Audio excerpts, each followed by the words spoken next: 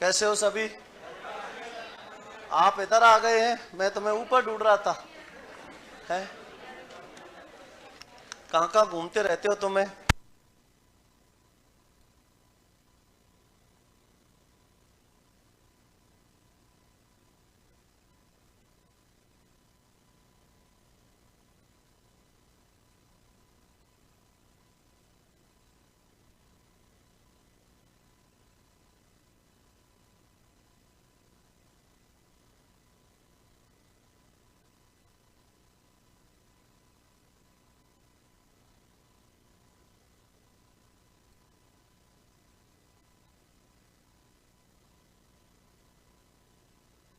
आवाज आ रही है?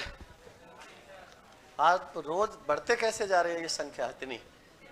है जो भी हॉल ले रहे हैं वो छोटा ही पड़ता जा रहा है तुम्हारे लिए।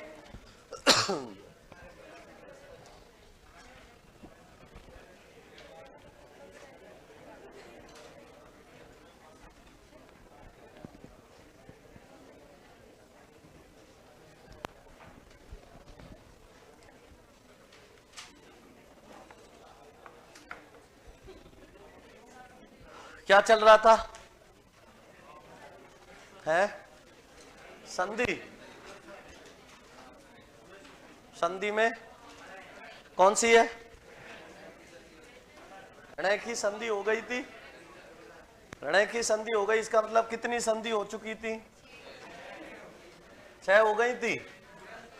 7वीं संधि है।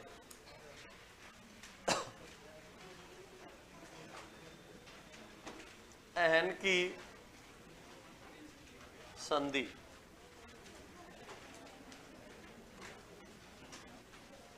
एहन की संधि।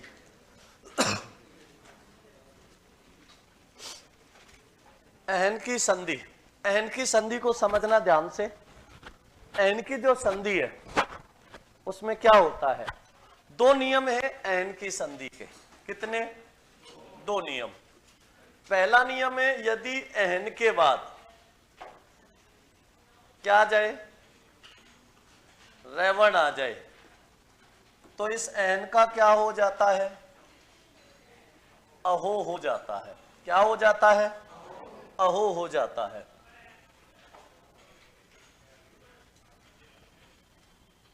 और दूसरा नियम है एहन के बाद रे से ऋण वर्ण आ जाए। एहन के बाद रे से भिन्न वर्ण आ जाए तो इस एहन का क्या हो जाता है? अहर हो जाता है। क्या हो जाता है? अहर हो जाता है। और रे कैसा? अधूरा। दोनों को एक साथ छाप दो और फिर एक साथ ही लिख लेना।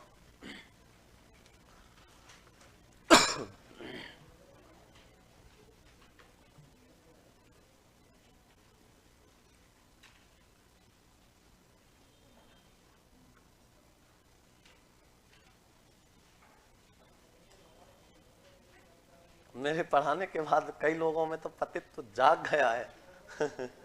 अच्छा, आज कोई चौथ है ना? अच्छा, इसलिए।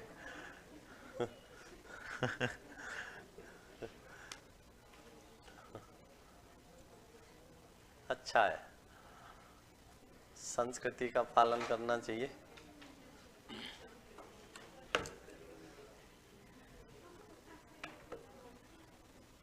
गुरुजी दोबारा बोलो। बोला ही नहीं कुछ, दोबारा तो तब बोलूं। 2 नियम लिखने हैं। एहन के बाद में अगर क्या आ जाए? रेवण आ जाए तो एहन का क्या हो जाता है? अहो हो जाता है। और एहन के बाद रे से भिन्न वर्ण आ जाए तो एहन का अहर हो जाता है। छाप दिया। लिखो यदि एहन के बाद, यदि एहन के बाद रेवर्ण आ जाए तो, यदि एहन के बाद रेवर्ण आ जाए तो एहन का अहो हो जाता है,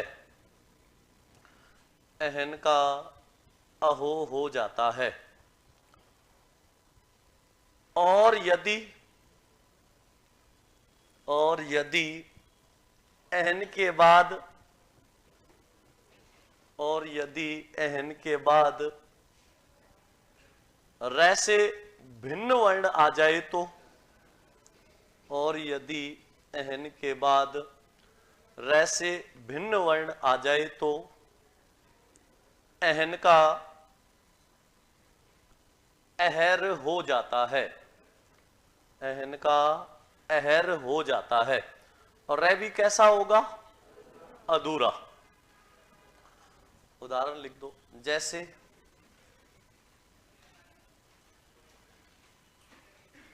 अहन। अब इसमें एक बात और ध्यान रखना, रात्रि का शेष बचता है रात्र। रात्रि का क्या शेष बचता है? रात्रि का शेष बचता है रात्र। और निशा का शेष बचता है निश। और अक्षी का शेष बचता है अक्ष।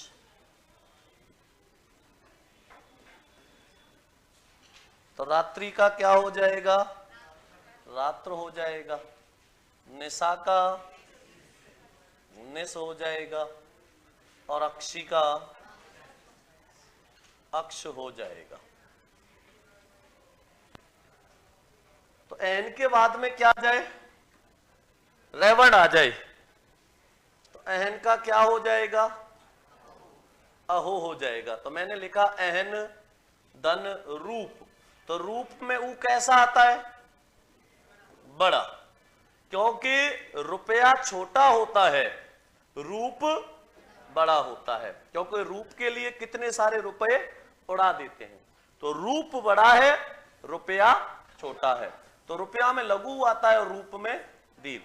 अब एन के बाद क्या आया? रेवण आया। तो इस एन का क्या हो जाएगा? अहो हो जाएगा। जब इसको मिला के लिखेंगे तो क्या बनेगा? अहो रूप।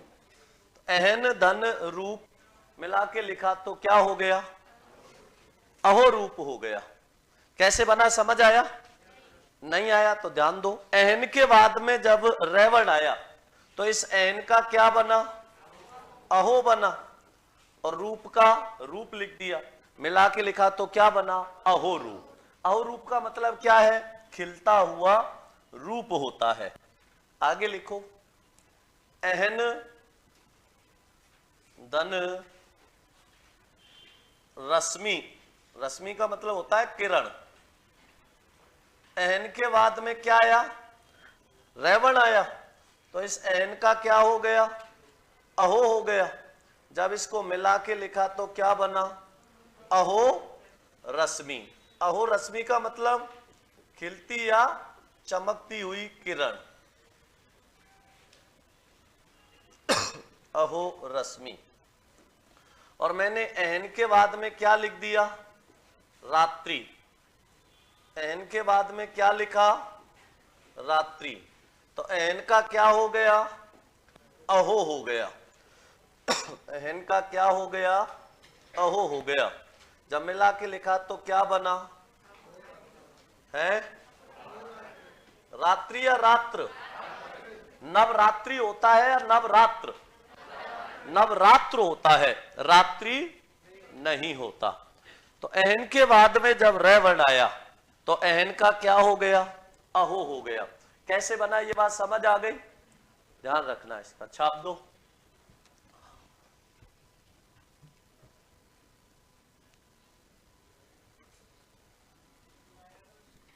है क्या कह रहे हो?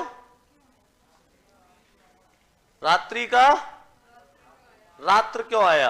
रात्रि, निशा और अक्षी, इनके अंतिम स्वर का लोप हो जाता है। जैसे आप लिखते हो ना प्रत्यक्ष, प्रत्यक्ष लिखते हो या प्रत्यक्षी, जब उसका विच्छेद करते हो तो क्या होता है? प्रतिधन अक्षी। और अक्षी का क्या शेष बचता है? अक्ष। तो अक्ष होता है अक्षी का। तो इनका ये शेष बचता है। अब आगे देखो, अहन के बाद क्या आ जाए? रै से भिन्न वर्ण आ जाए। अहन धन मुख। एन के बाद में क्या आया? रै से भिन्न वर्ण आया, नहीं आया? तो इस एन का क्या हो गया? अहर हो गया। और अहर का रै कैसा है? अधूरा है। जब इसको मिला के लिखा तो क्या बना? अहर मुख। क्या होता है अहर मुख? दिन का जो निकलने का समय होता है, अर्थात रात्रि तो क्या हो रही है? समाप्त हो रही है, और दिन क्या हो रहा है? निकल रहा होता है। वह समय क्या कहलाता है? अहर मुख। दिन के निकलने का समय अहर मुख होता है। तो अहन धन मुख, अहर मुख। कैसे बना, समझ आ गया? अहन के बाद में जब रै से भिन्न वर्ण आया तो अहन का क्या हो गया? अहर हो गया। रै कैसा है? अधूरा। कहां जाएगा? मैं के ऊपर। मिला के लिखा तो अहर मुख। आगे लिखो, अहन धन निशा। अहन धन निशा। अहन के बाद क्या आया? रै से भिन्न वर्ण आया तो इस अहन का क्या हो गया? अहर हो गया। रै कैसा? अधूरा। कहां जाएगा? न के ऊपर। मिला के लिखा तो क्या बना? अहर निशा या निस? अहर निस। अहर निस का मतलब होता है दिन रात। क्या होता है? दिन रात होता है। तो निशा का क्या शेष रहता है? निस। तो अहन माने दिन और निशा माने रात। क्या होगा? दिन रात होगा। बहुत ज्यादा महत्वपूर्ण और इंपॉर्टेंट उदाहरण लिखा रहा हूं, देखना, पहले समझना, फिर बाद में लिखना। मैंने लिखा अहन धन अहन। एन के बाद में क्या आया? रै से भिन्न वर्ण आया तो इस एन का क्या हो गया? अहर हो गया। रै कैसा है? अधूरा। और इस रै में जब ये ए मिला तो रै कैसा हो गया? पूरा। है का क्या लिख दिया? है लिख दिया। अंत में हलंत ने का कोई महत्व नहीं होता, इसलिए इसका लोप कर दिया। मिला के लिखा तो क्या बना? अहर है। कैसे बना? ध्यान दो दोबारा। अहन के बाद में क्या आया? अहन आया तो इस अहन का क्या बना? अहर बना। रै कैसा है? अधूरा। बाद में आने वाला ए इसमें मिला तो रै पूरा। है का है लिख दिया। अंत में ने हलंत लोप कर दिया। क्या होगा? अहर है। अहर है का मतलब होता है दिनों दिन। क्या होता है? दिनों दिन। छाप दो। अहन धन अहन मिला के लिखा तो अहर है। अहर है का मतलब होता है दिनों दिन। आया समझ? नहीं आया? कोई कंफ्यूजन तो नहीं है? छाप लो। ये किसकी संधि हो गई? अहन की संधि हो गई। दो नियम है, दोनों का ध्यान रखना। अभ्युदय का मतलब क्या होता है? अभ्युदय का मतलब होता है जिसका उत्पन्न होना या आना महत्वपूर्ण हो, वो अभ्युदय होता है। जिसका उत्पन्न होना श्रेष्ठ हो।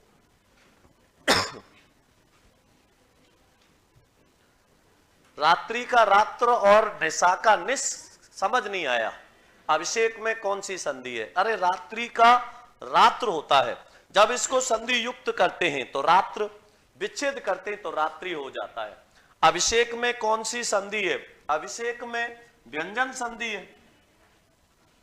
कल बताया नहीं था क्या? ई या ऊ के बाद में क्या आ जाए? स या थ वर्ण आ जाए। दंत स का मूर्धन्य स और थ का थ हो जाता है। अब देखो, अभी धन शेख। अब स का क्या हो जाएगा? मूर्धन्य से। मिला के लिखा तो अभिषेक हो जाएगा। किसका? अभिषेक का मतलब होता है, अभी माने होता है अभी और या तरफ, और शेक का मतलब होता है जल का। तो जब हम किसी का क्या करते हैं? जल से स्नान कराते हैं तो उसको क्या कहते हैं? अभिषेक। तो कई बार शेक पीते हो, नहीं पीते, तो वो शेक क्या होता है? तरल होता है। तो किसी का अभिषेक करना मतलब जल से नहलाना होता है। महत्वपूर्ण में कौन सी संधि होगी? कोई भी संधि नहीं होगी। ठीक है, आया समझ में? एन की संधि में कोई कंफ्यूजन है क्या? क्लियर हो गया? अब लिखो आगे तय अथवा दय की संधि। अगली संधि कौन सी है? तय अथवा दय की संधि है।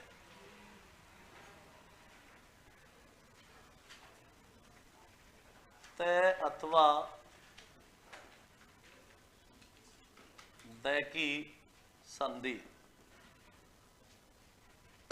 और तय अथवा दय की संधि के कितने प्रकार होते हैं? 7।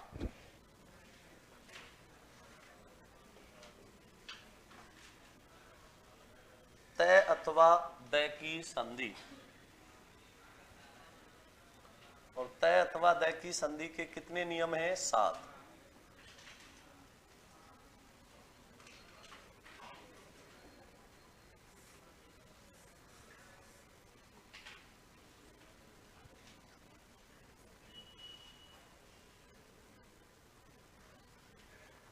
तय अथवा दय की संधि के 7 नियम है। तय अथवा दय के बाद में क्या आ जाए? छ,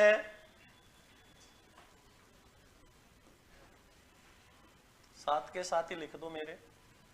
जय जय तय दय।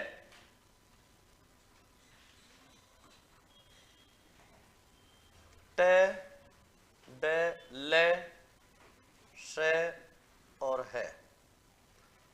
यदि तय अथवा दय के बाद क्या आएगा? च या छ आएगा तो तय अथवा दय का भी क्या हो जाएगा? च हो जाएगा। क्या हो जाएगा? च हो जाएगा। तय अथवा दय के बाद में जय या जयवर्ण आएगा तो तय अथवा दय का भी जय हो जाएगा।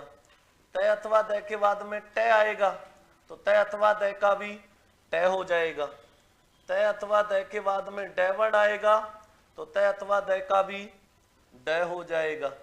तय अथवा दय के बाद में लयवर्ण आ जाए तो तय अथवा दय का भी लय हो जाएगा। तय अथवा दय के बाद में स आएगा तो तय अथवा दय का च और स का छ हो जाएगा। और तय अथवा दय के बाद में है वर्ण आ जाए तो तय अथवा दय का द और इस है का ध हो जाएगा। छाप दो इसको जो बताते हो।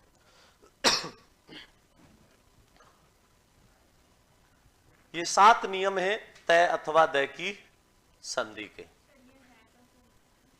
तय अथवा दय का तो बनेगा द और है का हो जाएगा ध। तय अथवा दय का तो क्या हो जाएगा? द और इस है का बनेगा ध। छाप दो और लिखो।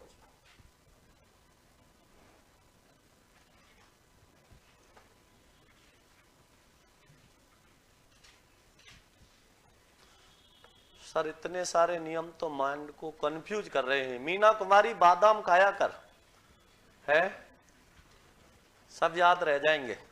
छाप दिया? छाप लो।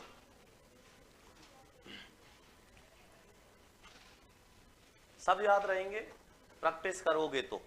इसके बाद एक प्रैक्टिस शीट दूंगा, उसको हल करना, कोई समस्या नहीं आएगी फिर।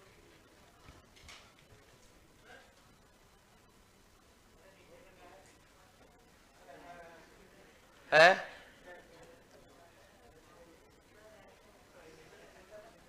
क्या हो गया? दिख नहीं रहा क्या? द और द है, तय अथवा द का द और है का ध हो जाएगा। क्या उसमें नहीं दिख रहा? कहां नहीं दिख रहा है?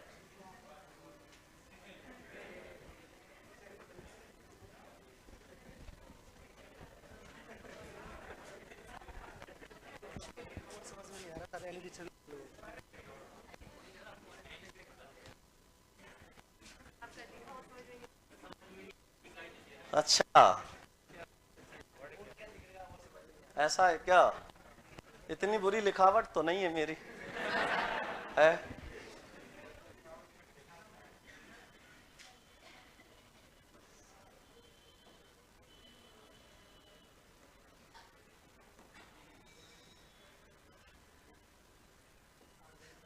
अब दिख रहा है? छाप।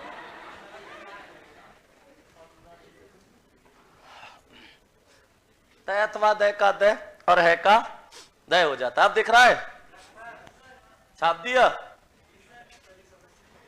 लिखो, पहला नियम लिखो,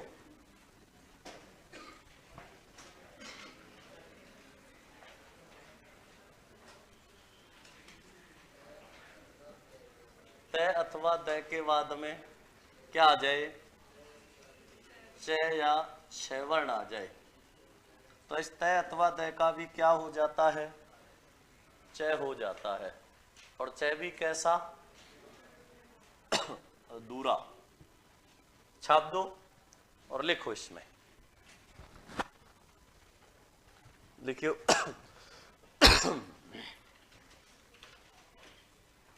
सर ये क्या हो गया भारती, कुछ नहीं हुआ, जब जुड़े थे अब अलग कर दिए है। जब दोनों जुड़े हुए थे अब मैंने अलग कर दिए। हाँ, प्रैक्टिस सीट आपको भी मिलेगी, ऐप में डलवा दूंगा। लिखो, यदि तय अथवा दय के बाद, यदि तय अथवा दय के बाद चय या छह वर्ण आ जाए तो, यदि तय अथवा दय के बाद चय या छह वर्ण आ जाए तो तय अथवा दय का चय हो जाता है। और चय भी कैसा होगा, अधूरा होगा। कैसा होगा, अधूरा होगा। जैसे लिखो इसमें, जैसे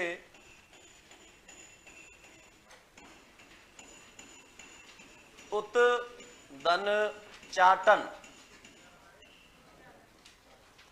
तय के बाद में क्या आया, चय वर्ण आया, तो इस तय का भी क्या बना, चय बना। और चय भी कैसा, अधूरा। जब इसको मिला के लिखा तो क्या बना, उच्चाटन। उत का मतलब क्या होता है, ऊपर। चाटन माने होता है चाटना, ऊपर से चाटना, मतलब झूठन। क्या मतलब होता है, झूठन। देखो, उत का मतलब होता है ऊपर या ऊंचा, चाटन मतलब चाटना। झूठन लिख देना, झूठन। आगे लिखो, उत दन चारण, उत दन चारण।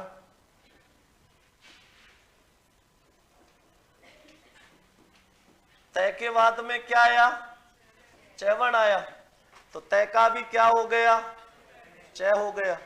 मिला के लिखा तो उच्चाटन। क्या होता है उच्चाटन, उच्चारण, सॉरी, क्या होता है उच्चारण, ऊंची आवाज में बोलना। क्या होता है, उच्चारण होता है। उत दन चारण, उच्चारण। और लिखो, शरद दन चंद्र, दय के बाद में क्या आया, चय आया, तो इस दय का भी क्या हुआ, चय हुआ। मिला के लिखा तो शरद चंद्र। क्या मतलब होता है शरद चंद्र का, शरद ऋतु का चंद्रमा होता है। शरद धन चंद्र, शरद चंद्र। शरद चंद्र का मतलब होता है शरद ऋतु का चंद्रमा। आगे लिखो, उत दन छिन्न,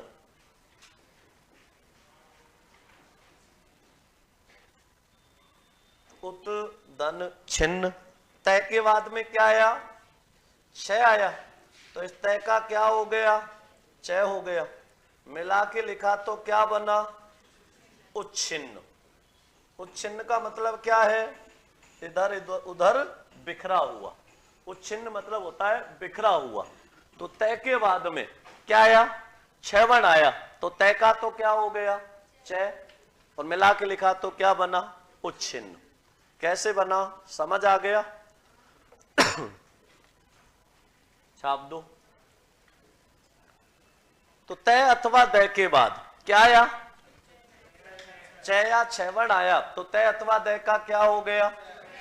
चय हो गया। कैसे हो गया ये बात समझ आ गई? कोई कंफ्यूजन तो नहीं है? आगे एक और लिख दो, उत धन छेद, उत धन छेद। तय के बाद में क्या आया? छवण आया, तो इस तय का क्या हो गया? चय हो गया। मिला के लिखा तो उच्छेद। उच्छेद मतलब ऊपर कहा हुआ। उत धन छेद मिला के लिखा तो क्या बना? उच्छेद बना। कैसे बना समझ आ गया? पहले नियम में कोई कंफ्यूजन तो नहीं है? सबको समझ आ गया? तय अथवा दय के बाद में जब चय या छवण आएगा तो तय अथवा दय का भी चय हो जाएगा। क्लियर है? अब लिखो दूसरा नियम, हटा दूं इसे। दूसरा है तय अथवा दय के बाद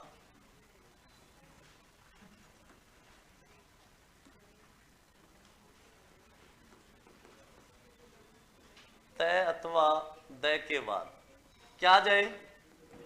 ज या झवण आ जाए तो तय अथवा दय का क्या हो जाता है? ज हो जाता है। और जय भी कैसा? अधूरा। छाप दो। तय अथवा दय के बाद में जब ज या झवण आएगा तो तय अथवा दय का भी ज होगा, और जय भी कैसा? अधूरा। छापो और लिखो।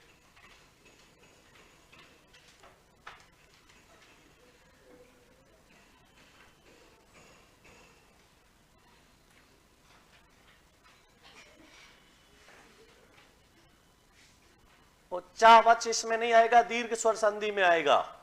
ठीक है ना? अभिव्यक्ति में कौन सी संधि है? कोई संधि नहीं है। अभी मूल उपसर्ग है, अभी उपसर्ग व्यक्ति मूल शब्द है। लिखो, यदि तय अथवा दय के बाद, यदि तय अथवा दय के बाद ज या झवर्ण आ जाए तो, यदि तय अथवा दय के बाद ज या झवर्ण आ जाए तो तय अथवा दय का ज हो जाता है, और जय भी कैसा होगा? अधूरा होगा। जय भी कैसा होगा? अधूरा होगा। जैसे मैंने लिखा सत धन जन, तय के बाद में क्या आया? जवर्ण आया, तो तय का भी क्या बना? ज बना, और जय भी कैसा? अधूरा। जब मिला के लिखा तो क्या बना? सज्जन। कौन है सज्जन? सत माने होता है श्रेष्ठ, जन माने होता है लोग। श्रेष्ठ लोग क्या कहलाते हैं? सज्जन कहलाते हैं। तो सत धन जन मिला के लिखा तो क्या बना? सज्जन बना। कैसे बना समझ आ गया?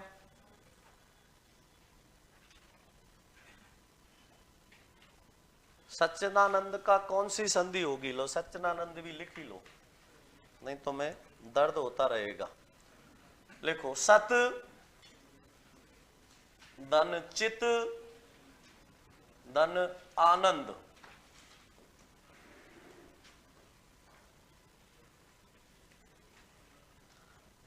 तय के बाद में क्या आया? चय आया, तो तय का क्या हो गया? चय। तय के बाद में गोस्वर्ण आया तो तय का क्या हो गया? दय। जब मिला के लिखा तो क्या बना? सच्चिदानंद। क्या बना? सच्चिदानंद बना। छाप लो।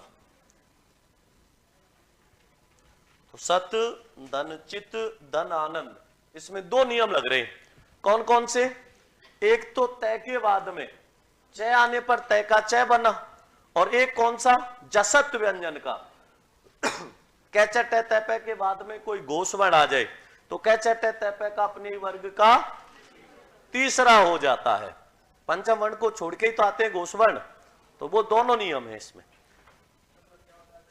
सच्चिदानंद का सच्चिदानंद भगवान होते हैं। कौन है? भगवान है। सत माने होता है श्रेष्ठ, चित माने क्या होता है? मन। तो जिसका मन श्रेष्ठ भी हो और आनंद से युक्त हो, तो भगवान से ज्यादा श्रेष्ठ मन और आनंद से कौन हो सकता है? तो भगवान है। नहीं है? सच्चिदानंद भगवान की जय है। तो लिखो सत धन जन क्या बना? सज्जन। आगे लिखो, गांव में सच्चिदानंद भगवान की कथा नहीं सुनी क्या? अब कथा सुनने थोड़ी जाते, पंजीरी के लिए बैठे रहते। पूरा ध्यान कहाँ रहता है? पंजीरी पे है। दो दो कटोरी लेके जाते हैं, नाज ले जाते हैं थोड़ा सा, और बार बार पूछते हैं कितनी देर और लगेगी इस कथा में, है? और लाके दोनों कटोरियों में, और बाहर आके क्या मुंह भर के पंजीरी से फिर बोलते हो फूफा, है? बोलते हो नहीं बोलते? क्या बोलते हो? फूफा। और फूफा बोलने में पूरी पंजीरी कहाँ आ जाती है? मुंह के बाहर। कहाँ आ जाते हैं? धूल के गुब्बारे जैसे। उत धन ज्वल, तय के बाद में क्या आया? जयवण आया। तो तय का भी क्या बना? जय बना। और जय भी कैसा? अधूरा। मिला के लिखा तो क्या बना? उज्जवल। आपका भविष्य कैसा हो? उज्जवल हो। छाप दो, उत धन ज्वल उज्जवल। हाँ फूफा।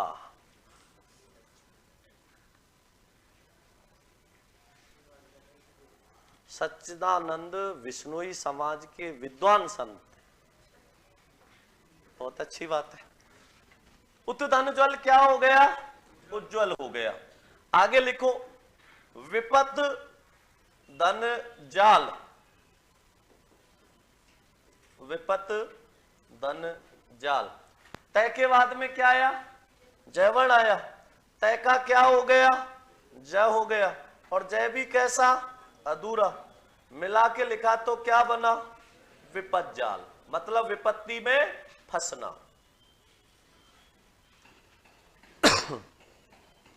तो विपत धन जाल क्या हो जाएगा? विपत जाल। आगे लिखो, विद्वत धन जन। क्या लिखोगे? विद्वत धन जन।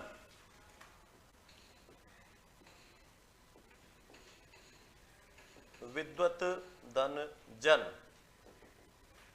तय के बाद में क्या आया? जयवण आया। तय का भी क्या हो गया? जय हो गया। मिला के लिखा तो विद्वत जन। विद्वत जन मतलब विद्वान लोग। तो विद्वत धन जन मिला के लिखा तो क्या हुआ? विद्वत जन। कैसे बना? समझ आ गया? तो तय के बाद में जब जवण आया तो तय का भी जय हो गया। और तय से जब जय बना तो कैसा? अधूरा, क्योंकि तय अधूरा है तो उससे बनने वाला भी अधूरा ही होगा। लिख दो। और लिखो इसमें,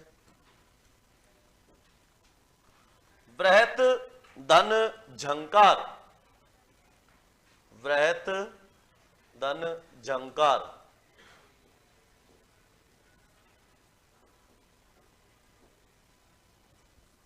बृहत धन झंकार।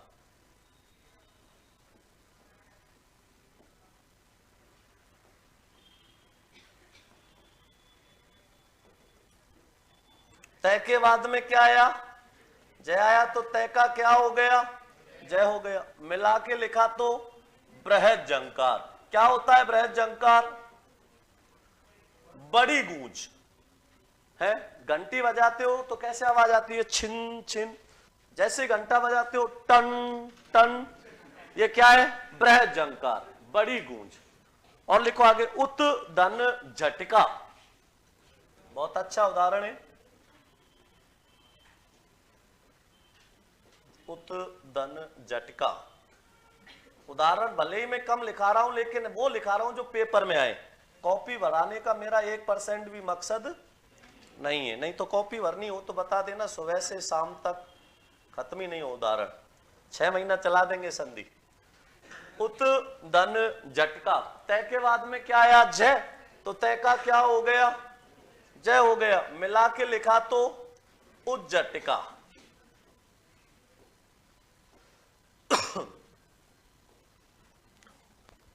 कई हैं बैठे हुए हैं इसमें जो पहले पढ़े हुए हैं, संधि वंधि सब हिंदी मुझसे। कोहरा, उस झटका का मतलब होता है कोहरा।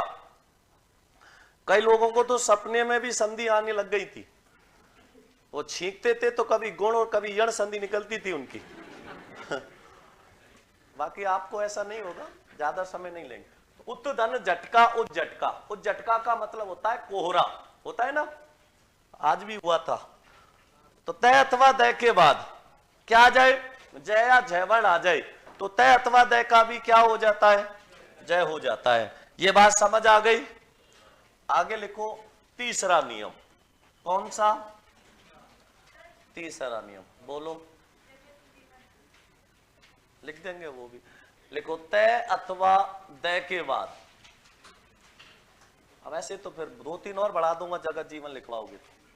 तय अथवा दय के बाद में क्या आ जाए, टय वर्ण आ जाए तो तय अथवा दय का क्या बनेगा, टय बनेगा। और टय भी कैसा, अब तुमने बोल दिया तो मैं लिखाऊंगा इसको। लिखो जगत धन जीवन सरल है, वो नहीं पूछा जाता, पूछा जाता है यावत धन जीवन, यावत धन जीवन, जीवन रहने तक। तय के बाद में ज आया तो इस तय का भी क्या हो गया, ज हो गया। मिला के लिखा तो क्या बना, यावत जीवन। और यावत जीवन मतलब जीवन रहने तक। क्या बनेगा, यावत जीवन मतलब जीवन रहने तक, जब तक है जीवन। यावत माने होता है जब तक।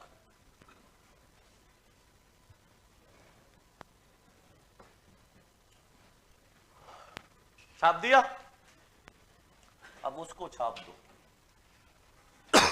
यदि तय अथवा दय के बाद में क्या आएगा, किताबों में लिखा रहता है टय और ठय, ठय से बनता नहीं, फालतू में क्यों बोझ लादना, केवल टय लिख दो।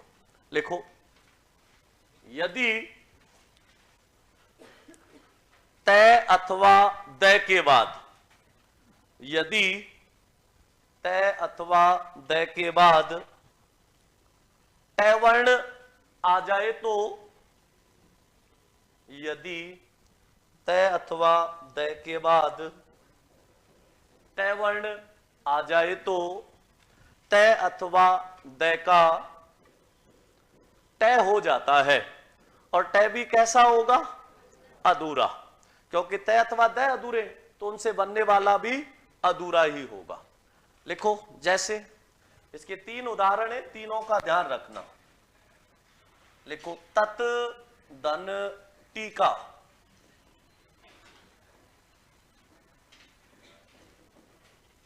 तय के बाद में क्या आया, टय वर्ण आया तो इस तय का भी क्या हो गया, टय हो गया। जब मिला के लिखा तो क्या बना, तत् टीका। अब तत् टीका ऐसे भी लिख सकते हैं और कैसे लिख सकते हैं, ऐसे भी लिख सकते हैं। तो तत् धन टीका क्या बना, तत् टीका। रुको तो सही, बताऊंगा मैं। कोई ऐसा उदाहरण है क्या जिसको नहीं बताता हूं। तत् टीका, टीका के कई अर्थ होते हैं। टीका का मतलब होता है किसी पर टीका टिप्पणी करना, छींटा कसी करना। टीका का मतलब ग्रंथ भी होता है और टीका का मतलब तिलक भी होता है। यहां जो तत् टीका है वो क्या होता है, ग्रंथ का जैसा ही रूप, तत् टीका। तो किसी ग्रंथ की गई कॉपी क्या होती है, तत् टीका होती है। छाप दो। बृहत धन टंकार, बृहत धन टंकार। अब तय के बाद में क्या आया, टय वर्ण आया तो तय का भी क्या हो गया, टय हो गया। जब मिला के लिखा तो क्या बना, बृहत टंकार। तो बृहत टंकार ऐसे भी लिख सकते हैं और बृहत टंकार को ऐसे भी लिख सकते हैं। बृहत टंकार का मतलब होता है बड़ी गूंज। क्या होता है, बड़ी गूंज होता है। और लिखो बृहत धन टीका, और तय के बाद में क्या आया? तय आया। तो इस तय का भी क्या बन गया? तय बन गया। मिला के लिखा तो बृहत टीका। बृहत टीका का मतलब क्या है? जो ग्रंथ कैसा हो? बड़ा हो, उसे क्या कहते हैं? बृहत टीका।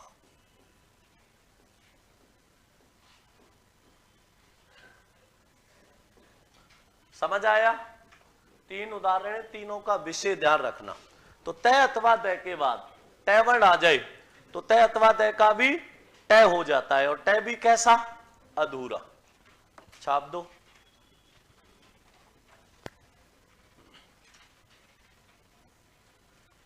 छाप लिया? या तुम्हारे आगे लग रही है वो एलईडी? फिर ठीक है। आगे लिखो चौथा।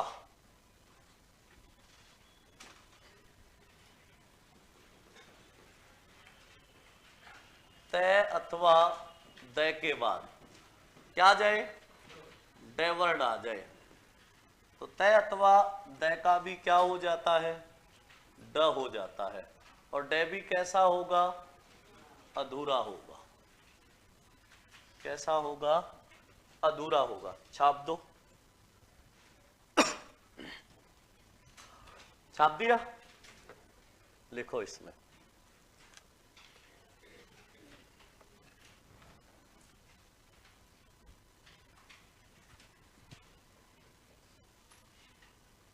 सर जी आप भी फूफा करते थे क्या? मैंने तो बहुत किया है? अपनी पंजूरी बहुतों के मुंह में फूकी है, फूफा बोल के। लेकिन यदि तय अथवा दय के बाद, यदि तय अथवा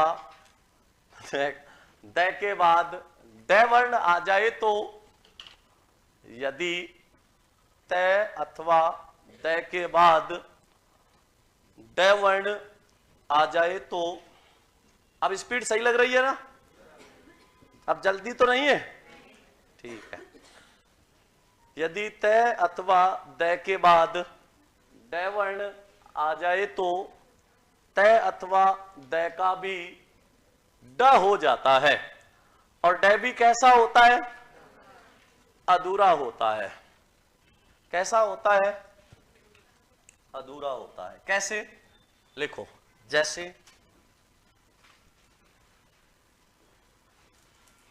उत दन दीन, तय के बाद में क्या आया? ड वर्ण आया। तो तय का क्या हो गया? ड हो गया। मिला के लिखा तो क्या बना? उड्डीन। उड्डीन का मतलब होता है पंख। अब उड्डीन ऐसे भी लिख सकते हैं, और उड्डीन कैसे लिख सकते हैं? ऐसे भी लिख सकते हैं। उड्डीन का मतलब क्या होता है? पंख होता है। तो उत धन डीन मिला के लिखा तो क्या हो गया? उड्डीन हो गया। आगे लिखो। उत धन डयन, तय के बाद में क्या आया? ड वर्ण आया। तो इस तय का भी क्या हो गया? ड हो गया। ड भी कैसा? अधूरा। जब मिला के लिखा तो क्या बना? उड्डयन बना। क्या बना? उड्डयन बना। अब उड्डयन ऐसे भी लिख सकते हैं, और कैसे लिख सकते हैं? ऐसे। उड्डयन क्या मतलब होता है? उड्डयन का, उड्डयन का मतलब होता है हवाई जहाज। ऊपर की ओर, डयन मतलब उड़ने वाला, और ऊपर की ओर उड़ने वाला कौन होता है? हवाई जहाज। और हवाई जहाज उड्डयन कहलाते हैं। इन्हीं को चील गाड़ी भी कहते हैं। हवाई जहाज को क्या कहते हैं? चील गाड़ी, क्योंकि चील की तरह उड़ने वाली है जो गाड़ी, चील गाड़ी।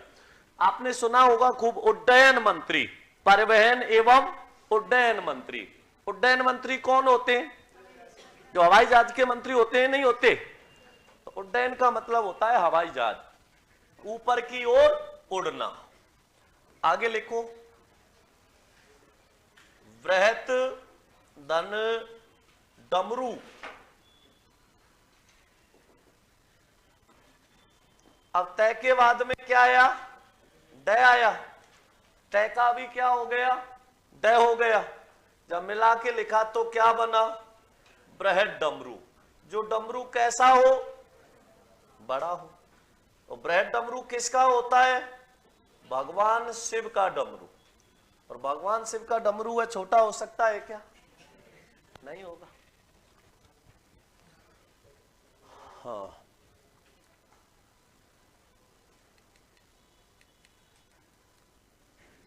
छाप दिया। तो बृहत धन डमरू, बृहद डमरू। जो डमरू कैसा हो? बड़ा, क्या कहलाता है? बृहद डमरू। छाप दिया। अब लिखो इसके बाद, हटा दूं। तय अथवा दय के बाद में क्या आ जाए? ले।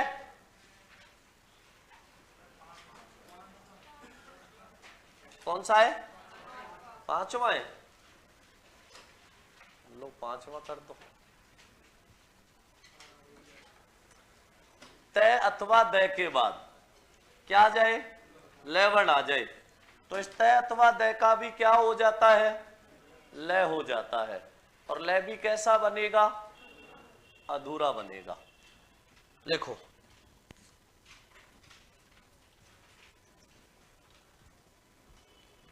ज्योतिरादित्य सिंधिया उड्डयन मंत्री। देखो,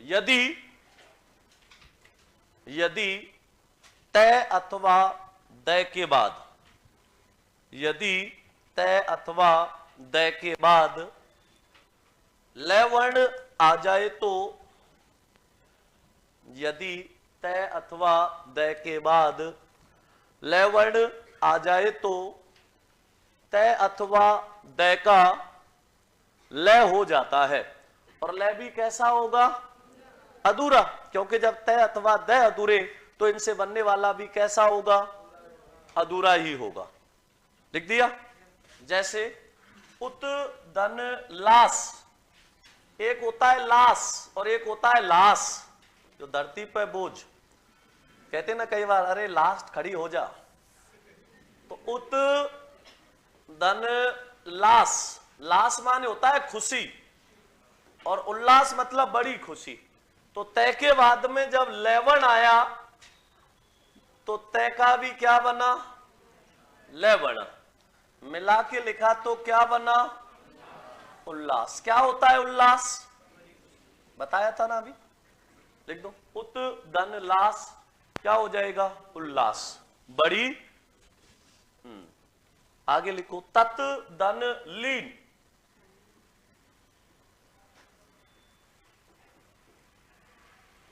तत् धन लीन। तय के बाद में क्या आया? लय वर्ण आया। तो तय का भी क्या हो गया? लय हो गया। और लय भी कैसा? अधूरा।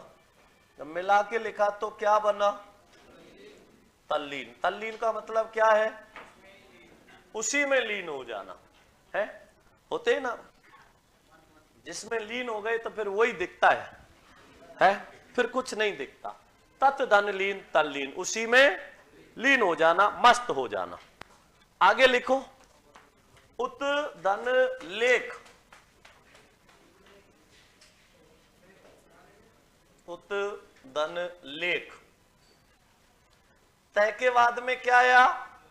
लवण आया। तय का भी क्या हो गया? लय हो गया। मिला के लिखा तो उल्लेख, मतलब ऊपर लिखा हुआ, जिसका हम पहले क्या कर चुके हैं? उल्लेख, मतलब पहले ही लिख चुके हैं, ऊपर लिखा हुआ। लिखो, छाप दिया। उत धन लंघन,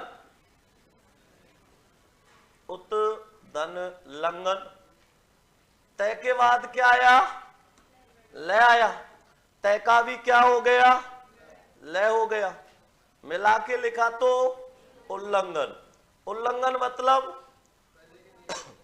ऊपर से लांघना।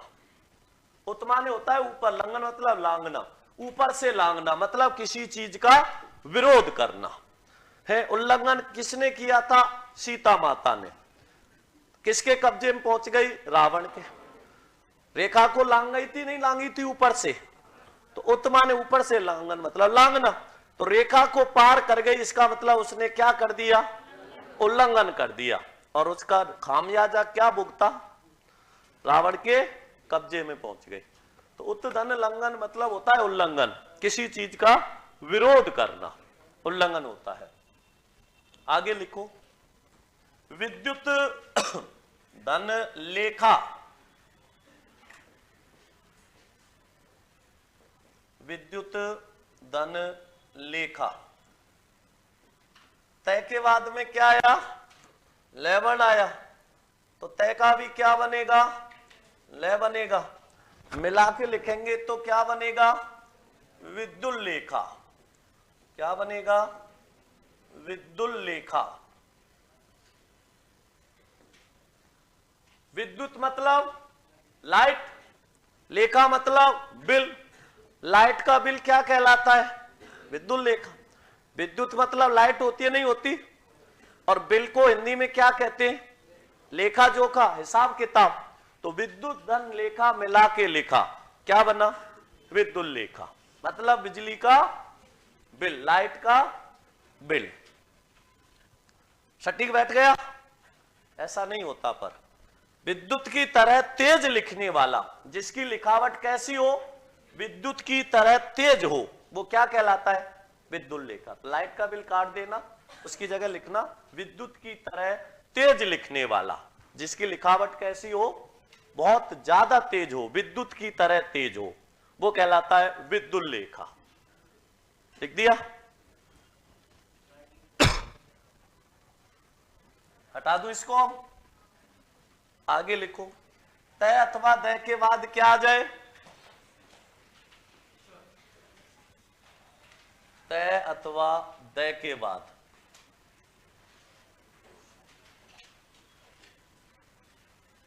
क्या आ जाए, सेवन आ जाए।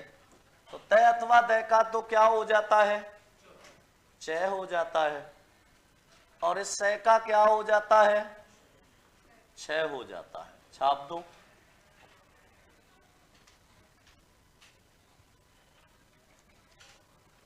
इसको ध्यान से समझना, यहां से प्रश्न बहुत पूछे जाते हैं, बहुत ही महत्वपूर्ण है, इसका ध्यान रखना। छाप दिया,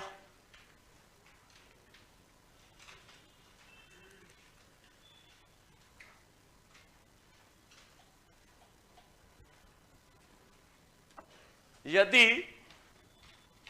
तय अथवा दय के बाद, यदि तय अथवा दय के बाद सवर्ण आ जाए तो, यदि तय अथवा दय के बाद सवर्ण आ जाए तो तय अथवा दय का च, तय अथवा दय का च और शय का छह हो जाता है। यदि तय अथवा दय के बाद सवर्ण आ जाए तो तय अथवा दय का च और शय का छह हो जाता है। कैसे होगा, ध्यान देना। मैंने लिखा उत धन श्वास,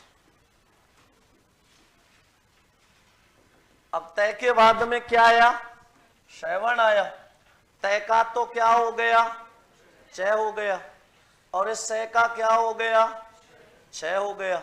जब इसको मिला के लिखा तो क्या बना, उच्छ्वास।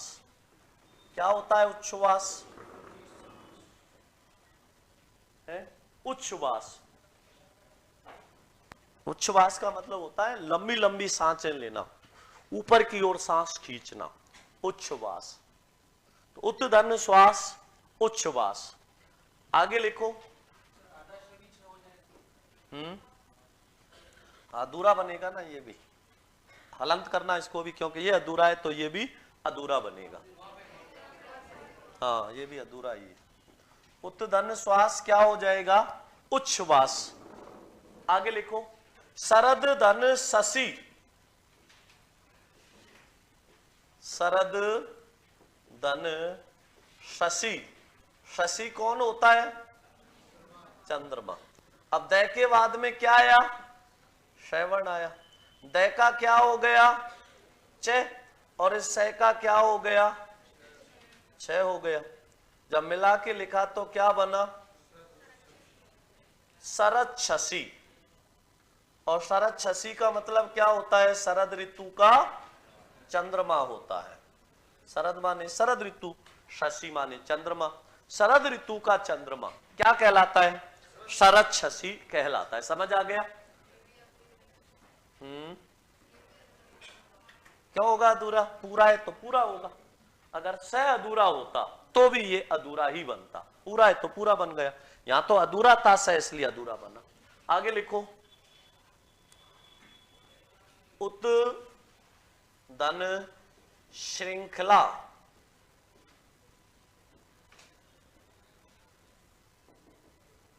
तय के बाद में क्या आया? श्रवण आया। तय का तो क्या हो गया? च। और इस से का क्या हो गया? छ। अब री जुड़ रही है, ठीक है ना? तो उत्दन श्रृंखला क्या बनेगा? उच्च श्रृंखला। क्या बनेगा? उच्च श्रृंखला। अब ये से अधूरा है या पूरा? पूरा है। री जुड़ रही है इसमें, तो उत्दन श्रृंखल क्या बनेगा? उच्च श्रृंखल बनेगा। क्या बनेगा? उच्च श्रृंखल। उच्च श्रृंखला खला है। एक उच्च श्रृंखल भी होता है और ये उच्च श्रृंखला भी होता है। कड़ियों में जकड़ा हुआ।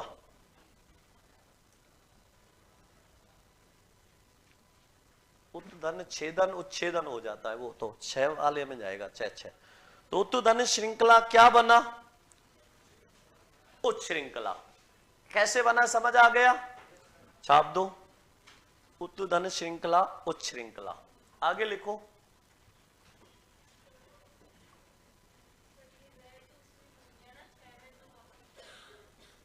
तय के बाद में सुरा आया। रे नहीं है, ये री है। री है ये। अब स्वर और री से तो स्वर बन रहा है, पूरा है, ये जुड़ा हुआ है। ऐसा नहीं है कि अगर स में आप ए जोड़ोगे तो ही पूरा होगा। अगर आप अधूरे स में री भी जोड़ दोगे तो भी ये कैसा हो जाएगा? पूरा। अब इसको ऐसे लिख दो या ऐसे लिख दो, एक ही बात है।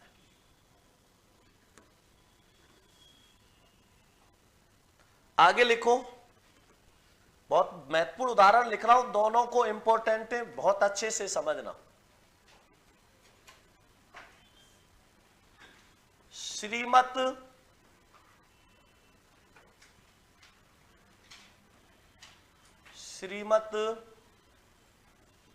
धन शरद धन चंद्र। तय के बाद में क्या आया? श आया।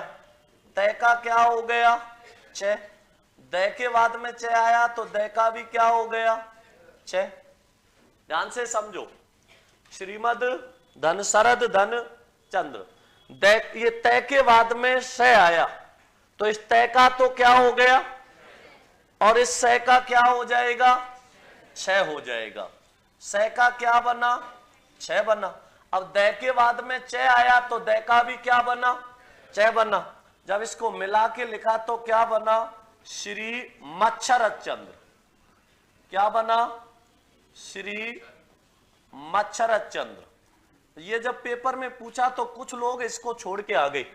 आजकल पुरुषों के आगे श्री नहीं लग रहा, यहां तो मच्छर के आगे श्री लग रहा है और इसको छोड़ के आ गए। श्री मच्छरद चंद्र का मतलब होता है शरद ऋतु का पूज्य चंद्रमा। श्रीमत का मतलब होता है पूज्य। शरद माने होता है शरद ऋतु, चंद्र माने चंद्रमा। शरद ऋतु का पूज्य चंद्रमा क्या कहलाता है? श्री मच्छरद चंद्र कहलाता है। छाप दो। तो श्रीमत धन शरद धन चंद्र मिला के लिखा तो क्या बना? श्री मच्छरद चंद्र, शरद ऋतु का पूज्य चंद्रमा। आगे लिखो, मृत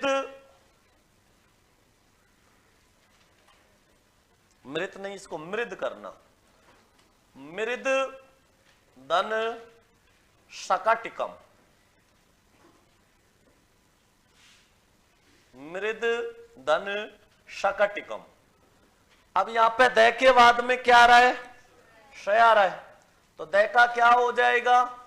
च। उसके बाद में क्या आ रहा है से, तो से का क्या हो जाएगा 6। जब इसको मिला के लिखा तो क्या बना मृक्ष कटकम।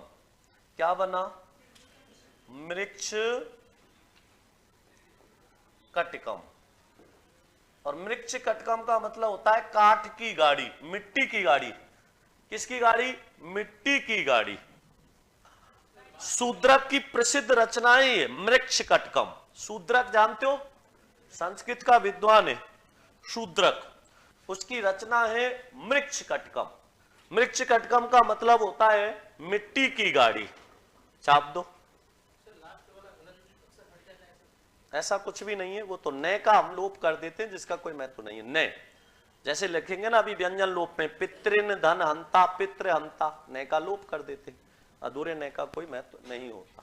तो मृद धन शकटकम क्या होगा मृक्ष कटकम, जिसका अर्थ होता है मिट्टी की गाड़ी।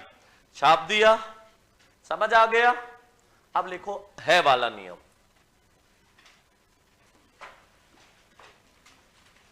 सातवां नियम,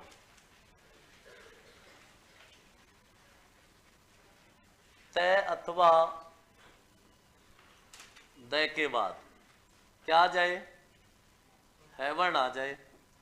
तय अथवा दय का क्या हो जाता है दय हो जाता है, और इस है का दय हो जाता है, अगले वर्ण के वर्ग का चौथा। छाप दो।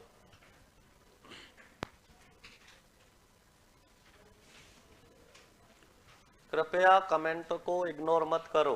क्या कमेंट कर दिया भैया विवेक? सर और सिर में अंतर क्या है? दोनों गलत, पहला सही दूसरा गलत लिख रखा है तुमने। ये जो सिर होता है ये बनता है सा और रा से, और तुमने जो गलत लिखा है वो ऐसे शुद्ध लिखा जाएगा, और ये होगा शय धन री से।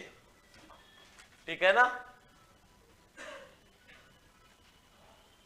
स और रे और शय और री ये अंतर है बस। लिखो यदि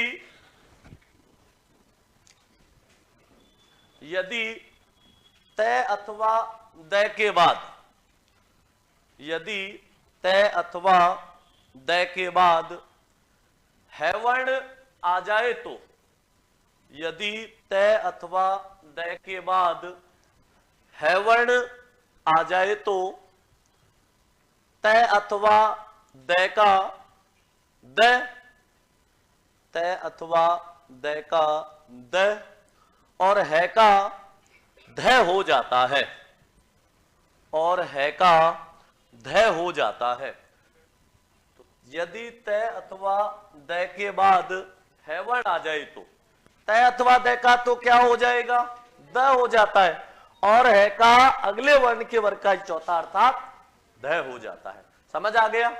लिख दिया? लिखो अब जैसे उत दन हार,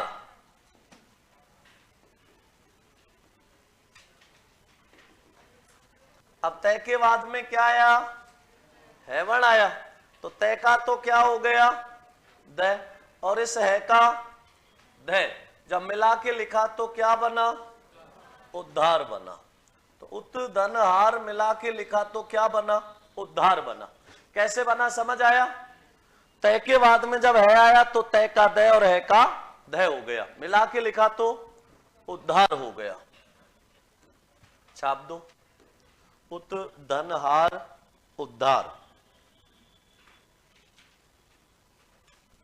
आगे लिखो उत धन हरण,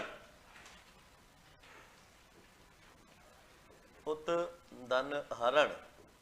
अब तय के बाद में क्या आया हैवर्ण आया, तय का क्या हो गया दय हो गया, और इस है का दय हो गया। जब मिला के लिखा तो क्या बना उद्धरण। क्या होता है उद्धरण? अरे वो उदाहरण होता है, एग्जाम्पल,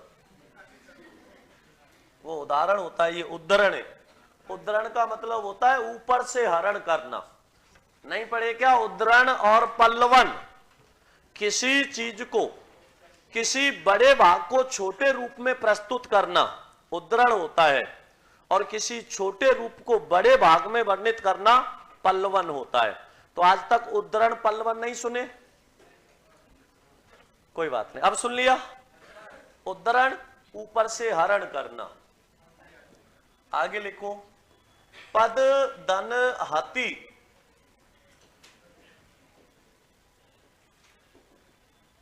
दै के बाद में क्या आया? हैवण आया। तो है का दै के वर्ग का कौन सा हो गया?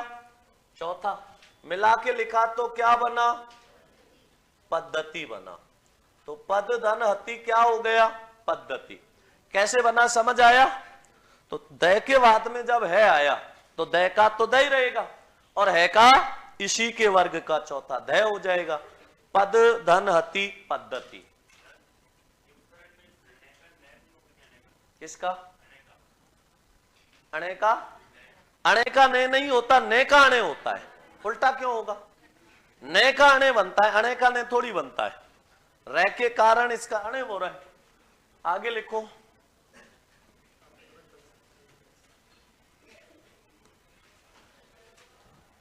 लिख दिया? आगे लिखो, मरुत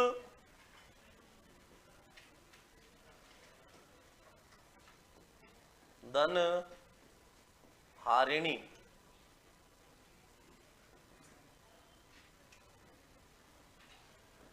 अब तय के बाद में क्या आया? है आया। तय का क्या हो गया?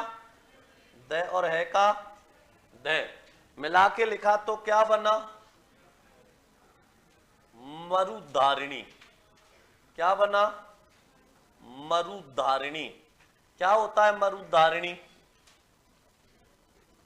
किसे कहते हैं मरुधारिणी? है? अरे ऐसे तो मत फेंका करो कहीं से कहीं, जिसका सिर घोंटू पैर कुछ भी नहीं होता।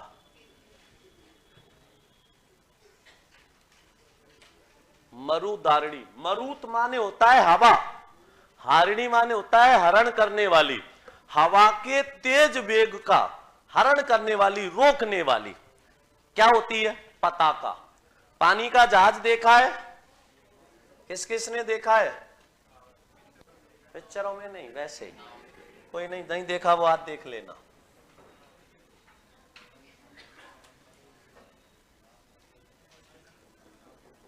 अब जहाज है तो पानी तो आएगा। नाव नहीं है, पानी का जहाज है। आपने देखा होगा पानी के जहाज के आगे एक लकड़ी का डंगा होता है, एक रस्सी से बंधा होता है और एक कपड़ा उससे लिपटा रहता है। तो जो हवा के तेज वेग को रोकने वाली पताका होती है उसे क्या कहते हैं? मरुधारिणी। तो मरुत माने हवा को, हारिणी माने हरण करने वाली। तो ये जो पताका है आगे, ये क्या कहलाती है? छाप दो, जहाज भी छाप लेना साथ में। मरुधारिणी, हवा के तेज वेग को रोकने वाली पताका क्या कहलाती है? मरुधारिणी कहलाती है। समझ आ गया? छाप दो, छाप दिया। ये कौन सा हो गया? बहुत बड़ा होता है। श्वेता शर्मा बैठी हो क्या? है? लिखो आगे, ये कौन सा हो गया? तय अथवा दय की संधि का नियम। आगे लिखो इसके बाद व्यंजन लोप संधि।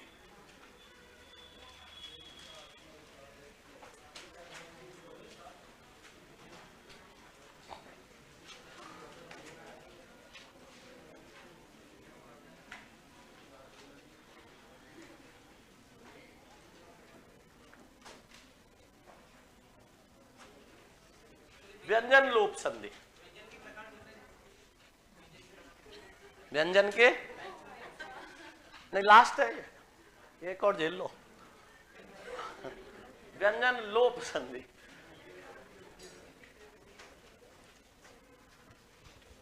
सर बाकी सब्जेक्ट की क्लास कब लगेगी? पूजा जो चल रही है इनको ही झेल लो।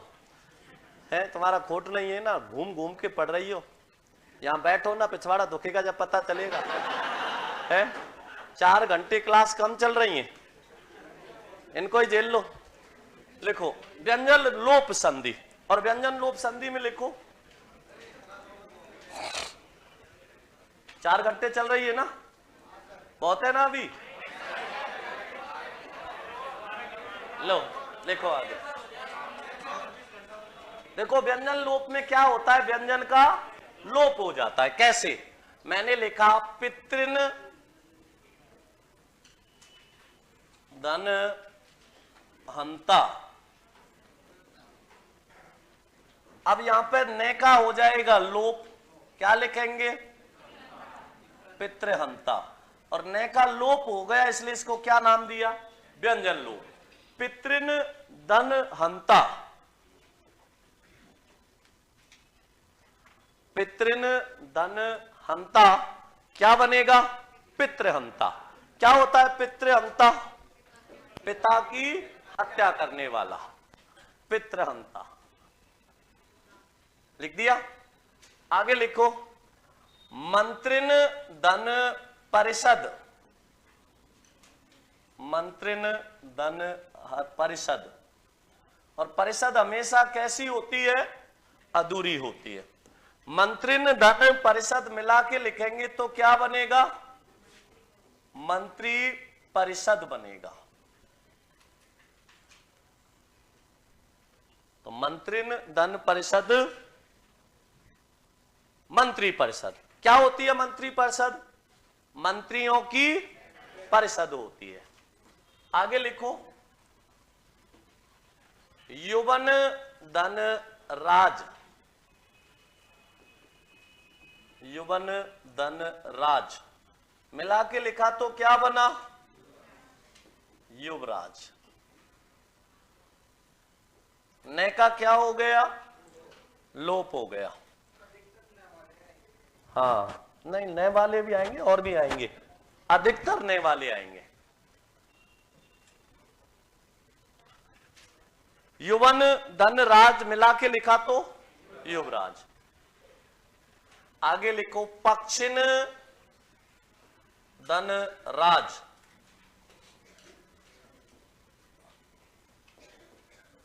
मिला के लिखा तो क्या बना? पक्षीराज। किसको कहते पक्षीराज? गरुड़ को। पक्षिन धन राज पक्षीराज। लिखो आगे पतत धन अंजलि, पतत धन अंजलि, और अंजलि में ई कैसी आएगी? छोटी आएगी, क्योंकि ये धड़कन वाली अंजलि नहीं है, बाबा रामदेव वाली है। पतत धन अंजलि पतंजलि, बाबा रामदेव। पतंजलि का मतलब होता है प्रकृति की गोद में, प्रकृति की है। हाँ अत का लोप होता है इसमें, केवल तय का नहीं, अत का लोप होता है, ए और तय। तो पतत धन अंजलि पतंजलि, प्रकृति की गोद में। मनस धन ईसा, मनस धन ईसा मिला के लिखा तो क्या बना? मनीषा। मनीषा का मतलब होता है बुद्धि। मनस धन ईसा मनीषा, मनीषा का अर्थ क्या होता है? बुद्धि होता है। और मनस धन ईश, मनीष।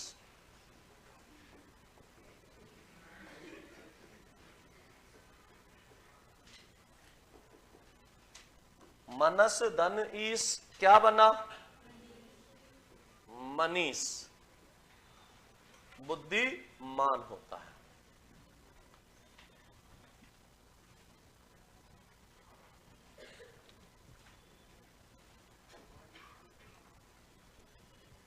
युवराज का अर्थ क्या होता है? युवा है जो राजा, तो राजा का पुत्र युवराज होता है।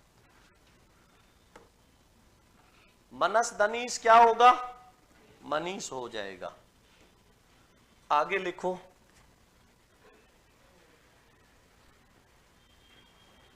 अब धन ही, अब बै के बाद में क्या आ रहा है? हेवन आ रहा नहीं आ रहा? एक समझ लो पहले उदाहरण। अब धन ही, अब यहां बै के बाद में क्या आ रहा है? हेवन आ रहा है नहीं आ रहा? तो इस बै का तो क्या हो जाएगा, लोप हो जाएगा, और है का अगले वर्ण के वर्ग का कौन सा बनता है, चौथा बनता है, नहीं चौथा क्या बनता है, चौथा। और बै का चौथा क्या होता है, अभी, भय हो जाएगा। तो अब धनी क्या बना, समझ आया कैसे बना, अब धन ही, बै के बाद में है वर्ण आया, तो है का अगले वर्ण के वर्ग का कौन सा बनता है, चौथा, और इसके वर्ग का चौथा क्या होता है, भय। तो अब धन ही मिला के लिखा तो क्या बना, अभी, छाप दो। तो अब धन ही अभी, इसी प्रकार लिखो तब धन ही, बै के बाद में है वर्ण आया तो इसका क्या हो गया, भय हो गया, मिला के लिखा तो क्या बना, तभी। तो अब धन ही अभी और तब धन ही तभी। अब लिखो आगे,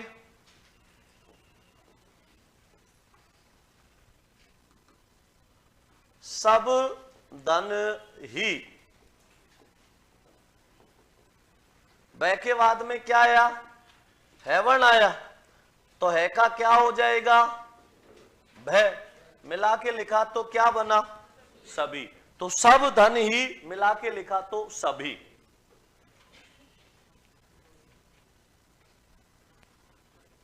अभी का अर्थ होता है और या तरफ। तो अब धन ही अभी, अभी मतलब अब धन ही, एक तो अभी होता है अभी जिसका अर्थ होता है और या तरफ, और अब धन ही मतलब अभी, इसका मतलब तुरंत ही। तो अब धनी अभी, तब धनी तभी, सब धनी सभी, और कब धनी ही,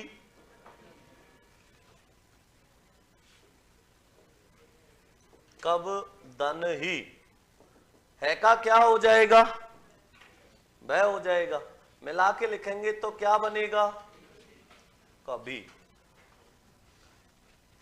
समझ आ गया।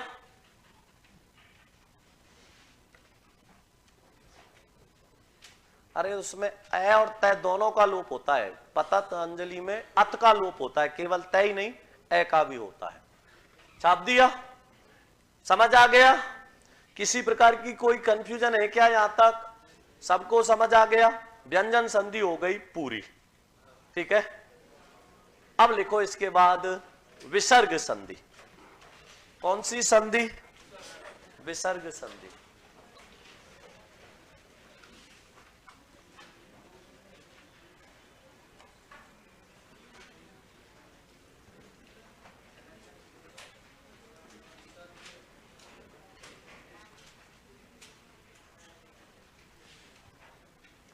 जैसे व्यंजन संधि का कोई भेद नहीं होता, सुविधा के लिए हम उसको बांटते हैं, वैसे विसर्ग संधि का भी कोई भेद नहीं होता, सुविधा के लिए हम इसको 3 भागों में बांट के पढ़ लेते हैं। तो विसर्ग संधि में क्या होता है, यदि किसी विसर्ग के बाद क्या आ जाए, स्वर या व्यंजन आ जाए, तो जो विकार या परिवर्तन होगा वो किस में होगा, विसर्ग में होगा, क्योंकि संधि कौन सी है, विसर्ग संधि है। लिखो विसर्ग धन स्वर या व्यंजन।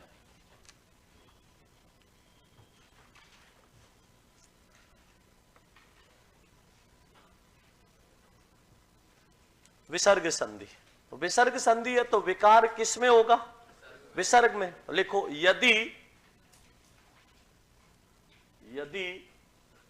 किसी विसर्ग के बाद, यदि किसी विसर्ग के बाद स्वर या व्यंजन आ जाए तो, यदि किसी विसर्ग के बाद स्वर या व्यंजन आ जाए तो विसर्ग के उच्चारण और लेखन में, तो विसर्ग के उच्चारण और लेखन में जो विकार या परिवर्तन होता है, विसर्ग के उच्चारण और लेखन में जो विकार या परिवर्तन होता है, उसे विसर्ग संधि कहते हैं, उसे विसर्ग संधि कहते हैं। जैसे विसर्ग के बाद चाहे तो स्वर आ जाए या व्यंजन, जो विकार होगा वो किस में होगा? विसर्ग में। जैसे मैंने लिखा मने धन अभिलाषा। अब आज तक देखो आप कैसे पढ़ते आए हो इसको, मने धन अभिलाषा को। विसर्ग से पहले ए या आ हो, बाद में कोई घोष वर्ड आ जाए तो विसर्ग का हो जाता है ओ, और जब इसको मिला के लिखेंगे तो क्या बनेगा? मनो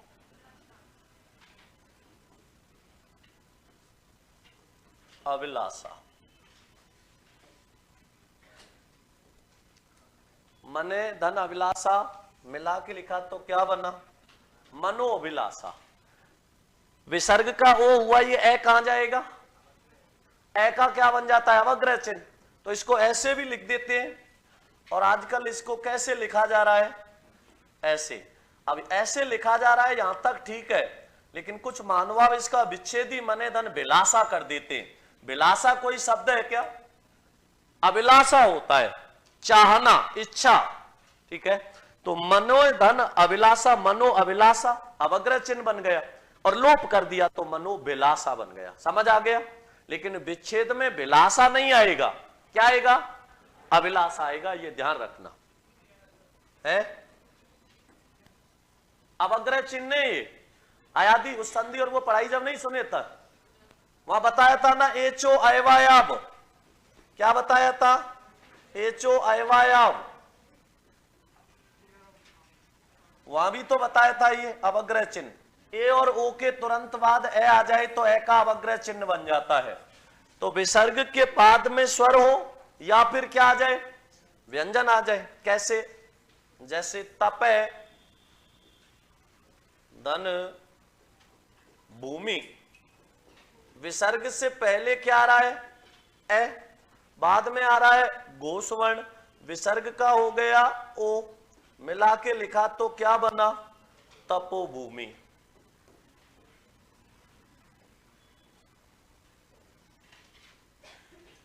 इसी प्रकार आयु है धन वेद,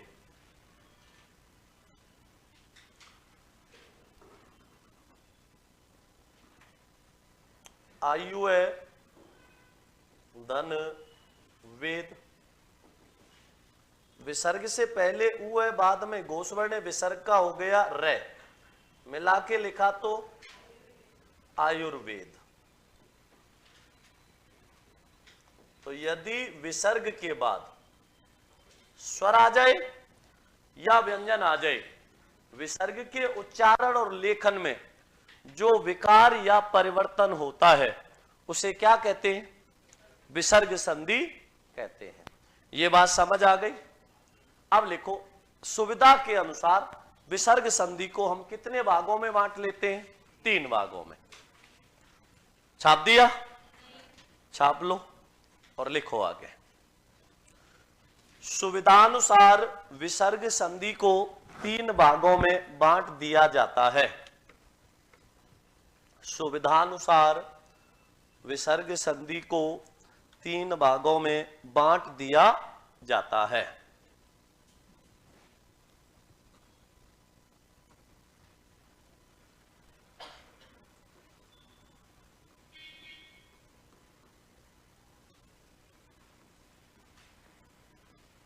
विसर्ग संधि के भेद नहीं होते, सुविधा के लिए हम इसको कितने भागों में बांट लेते हैं? 3 भागों में। 3 भाग कौन कौन से हैं? एक होता है उत्त विसर्ग संधि। कौन सी? उत्त विसर्ग संधि। ओ बनता है ऊ का, ओ बनने के कारण इसको हम नाम दे देते हैं उत्त विसर्ग संधि। उत्त विसर्ग संधि। दूसरा इसका हम भेद कर देते हैं रुत्व विसर्ग संधि। कौन सी? रुत्व विसर्ग संधि। और तीसरा सत्व विसर्ग संधि। तीसरा भेद कौन सा है?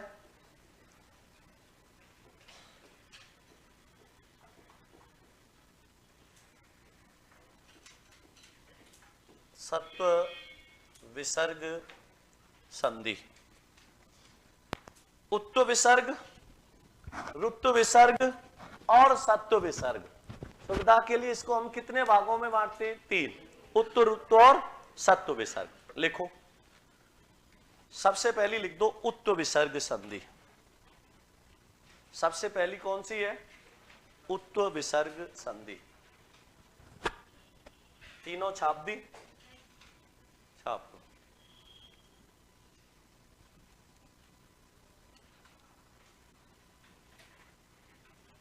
तो भेद तो केवल किसके होते?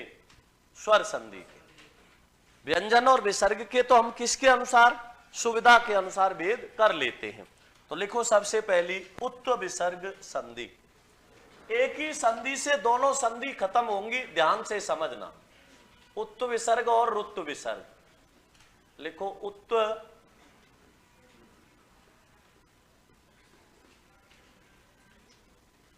विसर्ग संधि। उत्व विसर्ग संधि। देखो उत्व विसर्ग संधि को समझना, मैं दोनों संधियां एक ही साथ बता रहा हूं, उत्व भी और रुत्व भी। विसर्ग से पहले आ जाए ए या आ। विसर्ग से पहले क्या आ जाए? ए या आ। और उसके बाद में क्या आ जाए? कोई घोष वर्ण। अब घोष वर्ण सब जानते नहीं जानते? प्रत्येक वर्ग का तीसरा, चौथा, पांचवा, ये रहे, लेवे है और सभी स्वर। तो विसर्ग से पहले क्या हो? ए या आ। उसके बाद में क्या आ जाए? घोष वर्ण। विसर्ग का हो जाता है ओ। और ओ ऊ का बनता है नहीं बनता? इसलिए इसको क्या नाम दे दिया? उत्व विसर्ग। समझ आया नहीं आया?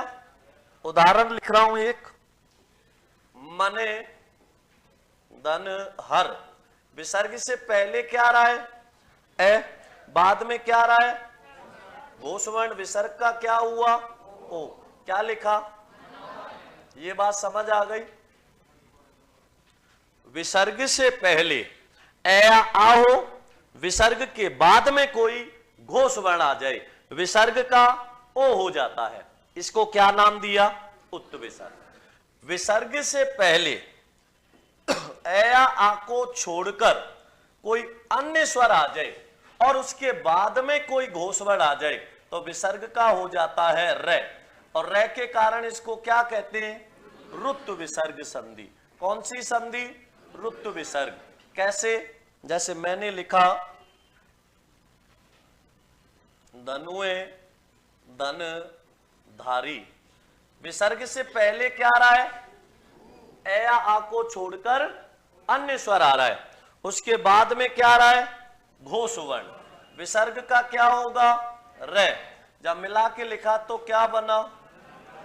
धनुर। ये बात समझ आई नहीं आई?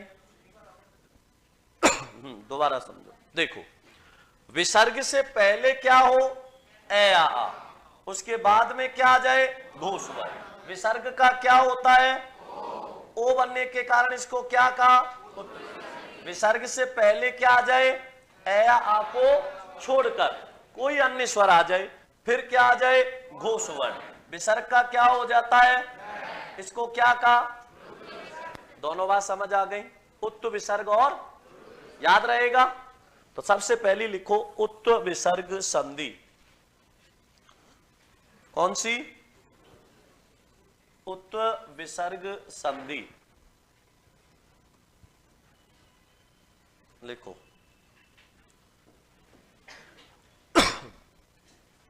उत्व विसर्ग में लिखो, विसर्ग से पहले आ जाए ए या आ और उसके बाद में आ जाए कोई घोष वर्ण।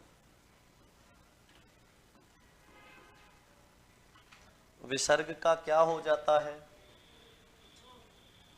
ओ हो जाता है। छाप दो और लिखो, इसको छाप दो और लिखो इसमें।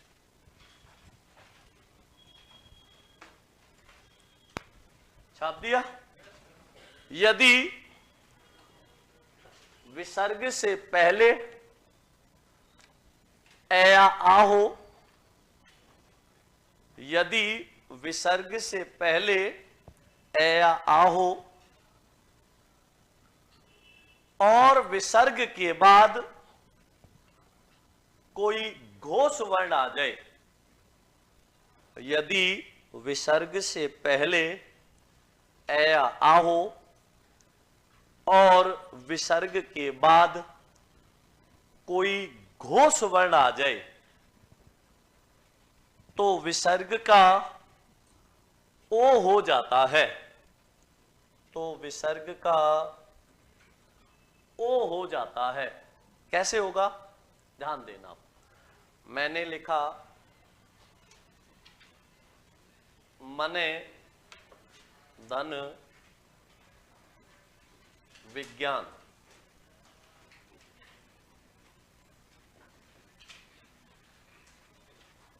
मने धन विज्ञान। विसर्ग से पहले क्या आ रहा है, ए, बाद में क्या आ रहा है, घोष वर्ण। विसर्ग का क्या हुआ, ओ, मिला के लिखा तो मनोविज्ञान मतलब मन का विज्ञान। पहले मन का विज्ञान था, फिर आत्मा का हुआ, फिर चेतना का हुआ, और वर्तमान में व्यवहार का विज्ञान है ना, मनोविज्ञान। तो मनोविज्ञान क्या है, मन का विज्ञान होता है। तो मनोविज्ञान में होता क्या है, मनुष्य जन्म से लेके वृद्धावस्था तक जो कुछ भी करता है उसी का क्या है, उसमें वर्णन है। विश्व की सबसे सरल भाषा ही क्या है, मनोविज्ञान। और तुम्हें मुझे लग रहा है सबसे कठिन लगती होगी, क्योंकि जो चीज सबसे सरल होती है वो तुम्हें सबसे कठिन लगती है। आगे देखो, तो मने धन विज्ञान, मनोविज्ञान। आगे लिखो मने धन व्यथा। विसर्ग से पहले क्या आया, ए, बाद में क्या आया, घोष वर्ण। विसर्ग का क्या हो गया, ओ, मिला के लिखा तो क्या बना, मनोव्यथा, मन की पीड़ा। हर किसी की अपने मन की क्या होती है, पीड़ा है। कोई कैसे दुखी तो कोई सुखी कोई नहीं है। सुखी केवल इस संसार में एक ही है, और वो मैं क्योंकि मेरे मन की कोई पीड़ा है ही नहीं है, सब कुछ राधे राधे है। मन है धन व्यथा, मन व्यथा, मन की पीड़ा। आगे लिखो,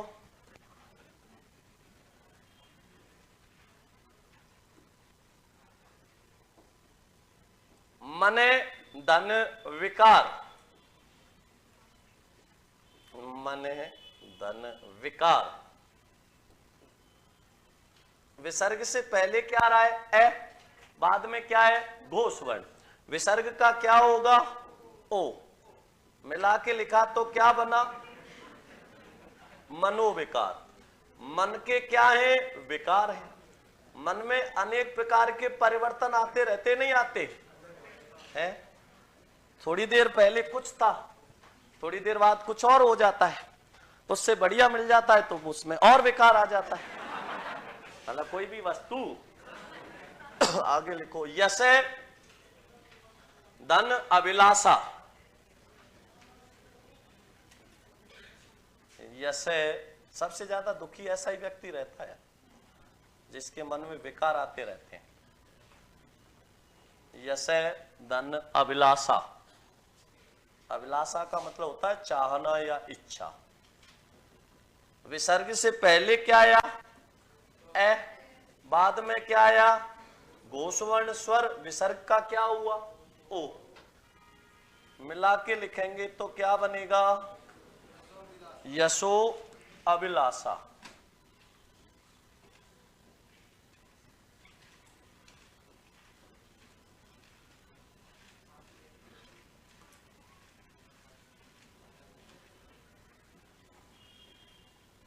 यश धन अभिलाषा।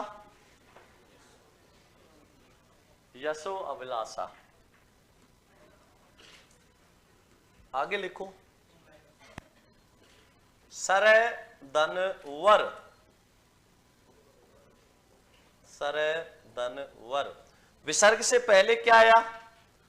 ए। बाद में क्या आया? गोसवर्ण। विसर्ग का क्या हुआ? ओ। मिला के लिखा तो सरोवर। किसको कहते हैं सरोवर? तालाब। तो सरय धन वर क्या हो गया? सरोवर हो गया।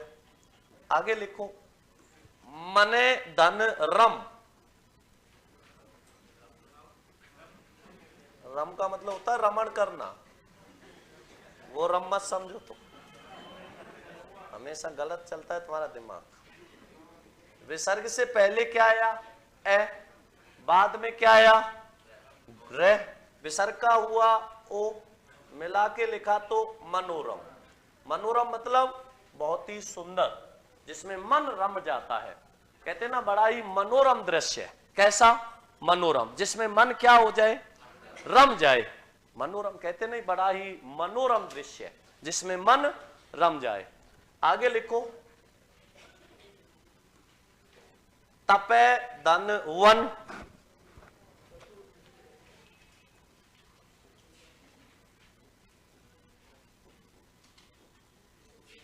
तपे धन वन। विसर्ग से पहले क्या आया? ए। बाद में क्या आया? गोसवर्ण। विसर्ग का क्या हुआ? ओ। मिला के लिखा तो तपोवन। कैसे बना समझ आया? तो तपे धन वन तपोवन छाप दो।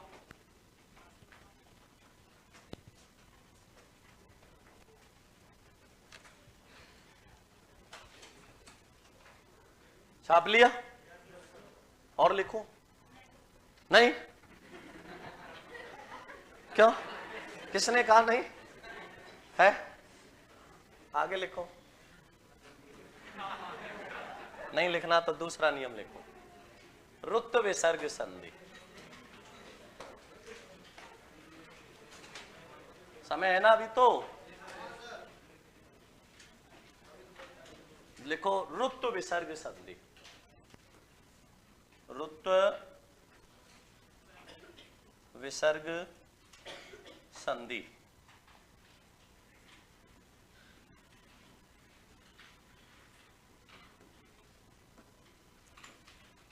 विसर्ग से पहले क्या आ जाए? ए या आ को छोड़कर अन्य स्वर।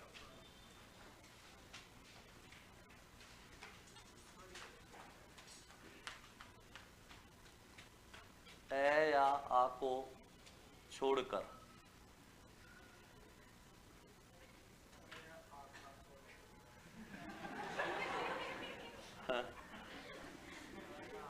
ए या आ को छोड़कर अन्य स्वर। विसर्ग से पहले क्या आ जाए? ए या आ को छोड़कर अन्य स्वर। और फिर उसके बाद में क्या आ जाए? घोष वर्ण। तो विसर्ग का क्या हो जाएगा? और जब भी किसी स्वर से व्यंजन बनता है तो कैसा बनता है? जब भी किसी व्यंजन का आगम होता है तो कैसा होता है? और जब भी किसी विसर्ग से व्यंजन बनेगा तो भी अधूरा ही होगा। छाप दो और लिखो।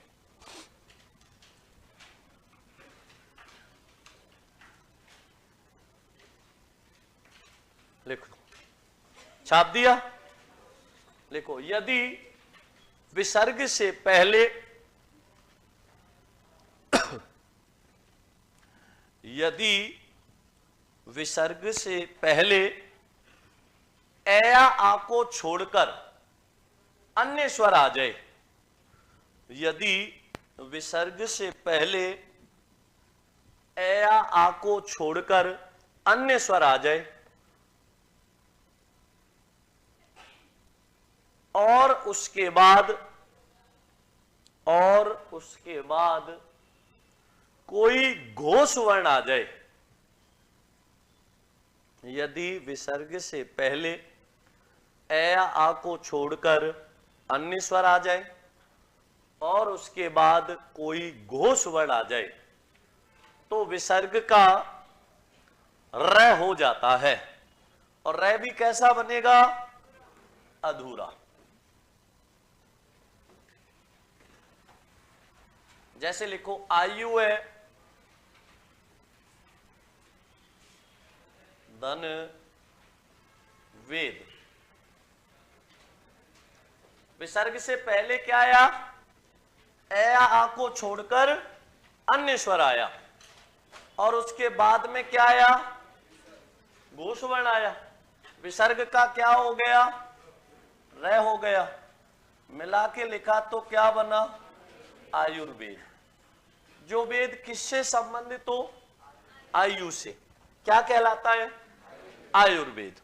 तो आयु है धन वेद, क्या हो गया? आयुर्वेद।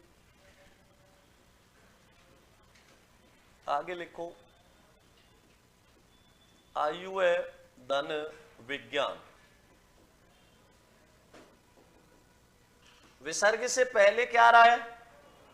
ए आ को छोड़कर अन्य स्वर आ रहा है, उसके बाद में क्या आ रहा है? घोष वर्ण।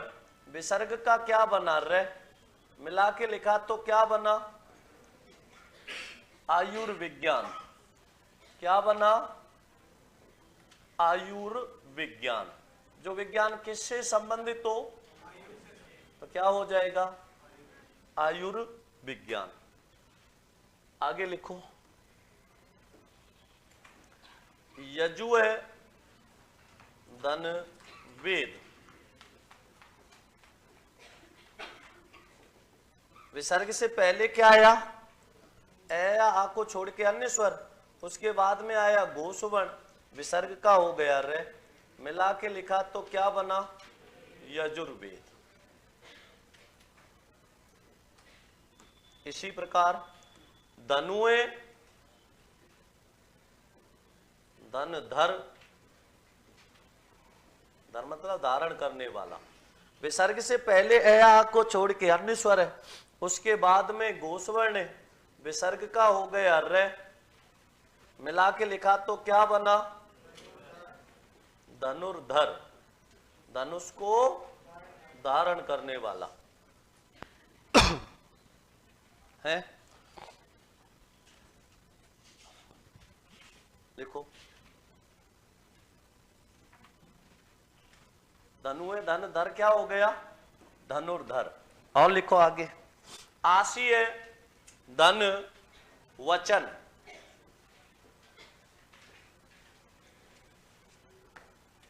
आशी है धन वचन, विसर्ग से पहले क्या आया? ए आ को छोड़ के अन्य स्वर, उसके बाद में क्या आया? घोष वर्ण, विसर्ग का क्या बना? र, मिला के लिखा तो क्या बना? आशीर्वचन। आशीर्वाद के रूप में कहे गए वचन क्या कहलाते हैं? आशीर्वचन कहलाते हैं। तो आशी है धन वचन, मिला के लिखा तो क्या हो गया? आशीर्वचन। आशीर्वाद के रूप में कहे गए वचन। आगे लिखो आशी है धन वाद,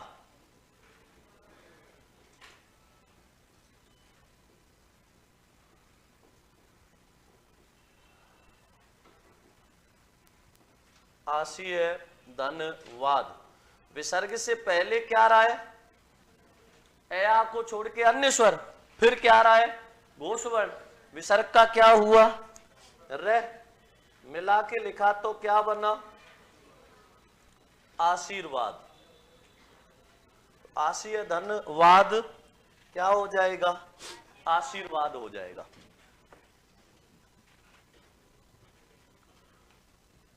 अरे पुनर्वलन और पुनर्विवाह ये अलग नियम है, इसमें अपवाद में आते हैं, ठीक है ना? अपवाद में आते हैं। आशीय धन वचन आशीर्वचन, आशीय धनवाद आशीर्वाद। आगे लिखो प्रादुय धन भाव,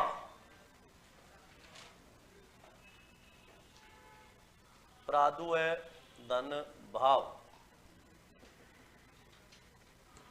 विसर्ग से पहले क्या आ रहा है? आया को छोड़ के अन्य स्वर, उसके बाद में क्या आया? घोष वर्ण, विसर्ग का हो गया रे, मिला के लिखा तो क्या बना? प्रादुर्भाव। उत्पन्न होने या पैदा होने का भाव क्या कहलाता है? प्रादुर्भाव कहलाता है। लिखो निये धन इच्छक, इसी में आता है वो। लिखो निरीक्षक लिख दो इसमें। निये धन इच्छक, इच्छक माने होता है जांच करना। निये धन इच्छक, विसर्ग से पहले क्या आया? अया को छोड़ के अन्य स्वर, उसके बाद में क्या आया? घोषवर्ण। विसर्ग का क्या हो गया? रह हो गया। जब इसको मिला के लिखा तो क्या बना? निरीक्षक। कौन होता है निरीक्षक? जांच करने वाला अधिकारी क्या कहलाता है? निरीक्षक होता है। आगे लिख दो। निये धन गुण,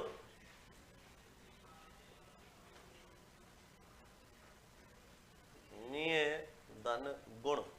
अब देखो एक तो निये और एक दू है, ये बहुत ज्यादा पूछे जाते हैं पेपर में। और एक उत्तरोध। यदि आपसे संधि पूछे, जैसे निरीक्षक है, निर्गुण है, निर्धन है, निर्जन है, तो संधि में तो निये आएगा। उपसर्ग पूछता तो निर आता। याद रहेगा ये, ध्यान रखना इस बात का, बहुत पूछता है इसलिए इनको। तो निये धन गुण, विसर्ग से पहले क्या है? अया को छोड़ के अन्य स्वर, फिर घोषवर्ण, विसर्ग का हो गया रे, मिला के लिखा तो क्या बना? निर्गुण। इसी प्रकार निये धन, धन क्या हो जाएगा? निर्धन हो जाएगा। एक दू का लिख दो। दू है धन,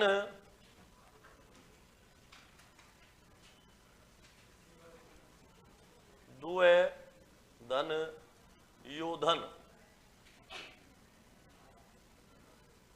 विसर्ग से पहले क्या आ रहा है? अया आ को छोड़कर अन्य स्वर है कि नहीं है? और उसके बाद में क्या आ रहा है? घोषवर्ण। तो विसर्ग का क्या हो जाएगा? रह। तो दू है धन योधन। घोषवर्ण है कि नहीं है ये? तो विसर्ग का क्या हो जाएगा? रह होगा। और रह भी कैसा? अधूरा। और अधूरा रह कहां जाएगा? ऊपर। मिला के लिखा तो क्या बना? दुर्योधन। छाप दो। बहुत सारे उदाहरण बन जाते हैं। निये धन आयात, निर्यात। दुर्योधन का मतलब होता है जिसके जैसा कोई दूसरा योद्धा नहीं हो। दुर्योधन, जिसके जैसा कोई दूसरा योद्धा नहीं। आगे देखो, निये धन आयात। अब देखो निये धन आयात। अब यहां क्या आ रहा है? विसर्ग से पहले अया को छोड़ के अन्य स्वर, उसके बाद में क्या आ रहा है? घोषवर्ण। विसर्ग का क्या हो जाएगा? रह। और रह भी कैसा? अधूरा। जब इसको मिला के लिखा तो क्या बना? निर्यात बना, नहीं बना? अच्छा, निरायात बनेगा। निरायात, निरायात बनेगा। अरे रह अधूरा है कि नहीं है? निर्यात होता है वो अलग होता है, वो तो निये धन यात है। लेकिन यहां क्या है? आयात होता है। और इसको जब लिखेंगे तो कैसे लिखेंगे? निर। और रह अधूरा है कि नहीं है? और रह अधूरा है तो इसमें क्या बन गया? रह अधूरा बना। आके मिलने से कैसा हुआ? पूरा। निर आयात, जिसका कोई क्या नहीं हो? रूप नहीं हो, आयात नहीं हो, निर आयात हो जाता है। निर्यात का मतलब होता है किसी चीज को क्या करना? भेजना। और निर आयात का, आयात के कई अर्थ होते हैं, अनेकार्थी शब्द है। आयात मतलब रूप होता है। तो जिसका कोई रूप नहीं हो वो क्या हो जाता है? निर आयात हो जाता है। देखो, निये धन आयात। निये से पहले, विसर्ग से पहले क्या आई? ई। बाद में घोषवर्ण है, तो विसर्ग का क्या बना? रह कैसा? अधूरे रह में जब आ मिला तो रा कैसा हुआ? यात का मिला के लिखा तो निरायात, जिसका कोई क्या नहीं हो, रूप नहीं हो, वो क्या हो जाता है, निरायात होता है। कोई कंफ्यूजन है क्या? है? निये धन यात लिख दो, निर्यात। यातायात के साधन होते नहीं होते?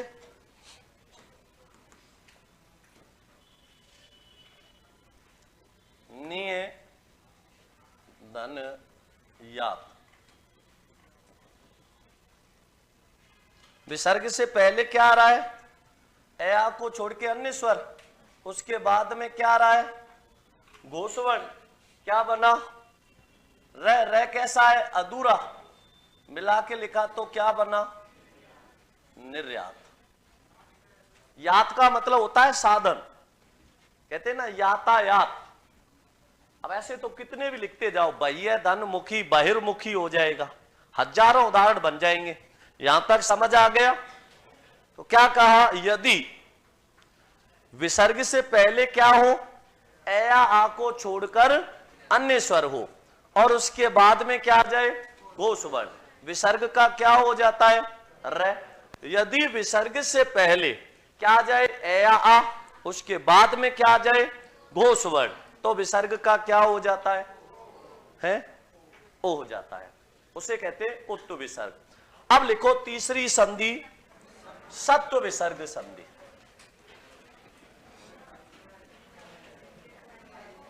कोई ना वो टाइम होगो, लिखो आगे, सत्व विसर्ग संधि।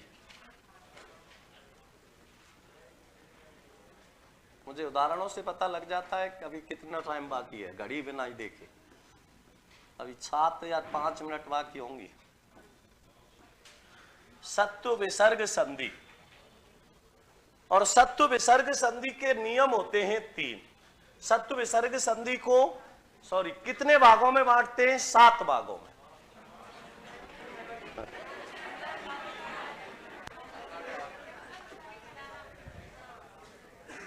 यातायात में दीर्घ स्वर संधि है, यात धन आयात, यातायात। सत्व विसर्ग संधि के कितने नियम होते हैं, 7 नियम, ठीक है ना। तो सत्व विसर्ग संधि का जो सबसे महत्वपूर्ण चीज है वो क्या है, बंद कर दो पेन कॉपी और बस्ता में रख लो, ध्यान देना, ठीक है ना। सत्व विसर्ग संधि के 7 नियम है, बहुत अच्छे से और ध्यान से समझना। सबसे महत्वपूर्ण इसके अपवाद होते हैं। क्या होते हैं, अपवाद। देखो सत्व विसर्ग संधि का जो सबसे पहला नियम है वो क्या कहता है, विसर्ग से पहले क्या आ जाए, ए या आ, और उसके बाद में आ जाए क या पे। विसर्ग का क्या होता है, विसर्ग ज्यों का त्यों रहता है, विसर्ग ज्यों का त्यों रहता है। विसर्ग से पहले क्या हो, ए या आ, बाद में क्या आ जाए, क या पे। विसर्ग कैसा रहता है, ज्यों का त्यों। कैसे, मैंने लिखा मने, अरे कौन है बात कर रहा है जो, विसर्ग से पहले क्या आ रहा है, ए, बाद में क्या आ रहा है, क। विसर्ग का क्या होगा, विसर्ग ज्यों का त्यों रहेगा, ज्यों का त्यों रहेगा। और जब इसको लिखेंगे तो क्या बनेगा, आप कहते हो हे भगवान मेरी मनोकामना पूरी हो जाए, और भगवान हिंदी का प्रकांड विद्वान, और उसके सामने आप अशुद्ध बोलोगे तो भगवान खुश होगा या नाराज, तो खुश होगा, तभी तो आपकी मनोकामना पूरी करेगा। इसीलिए आपकी मनोकामना क्या नहीं होती, पूरी नहीं होती, क्योंकि आप अशुद्ध बोलते हो। आज के बाद जब भी बोलोगे भगवान से कैसे बोलोगे, हे भगवान मेरी क्या पूरी हो जाए, मनोकामना पूरी हो जाए। फिर देखो पूरी होती है कि नहीं। आगे की चर्चा करेंगे कल। बहुत बहुत धन्यवाद।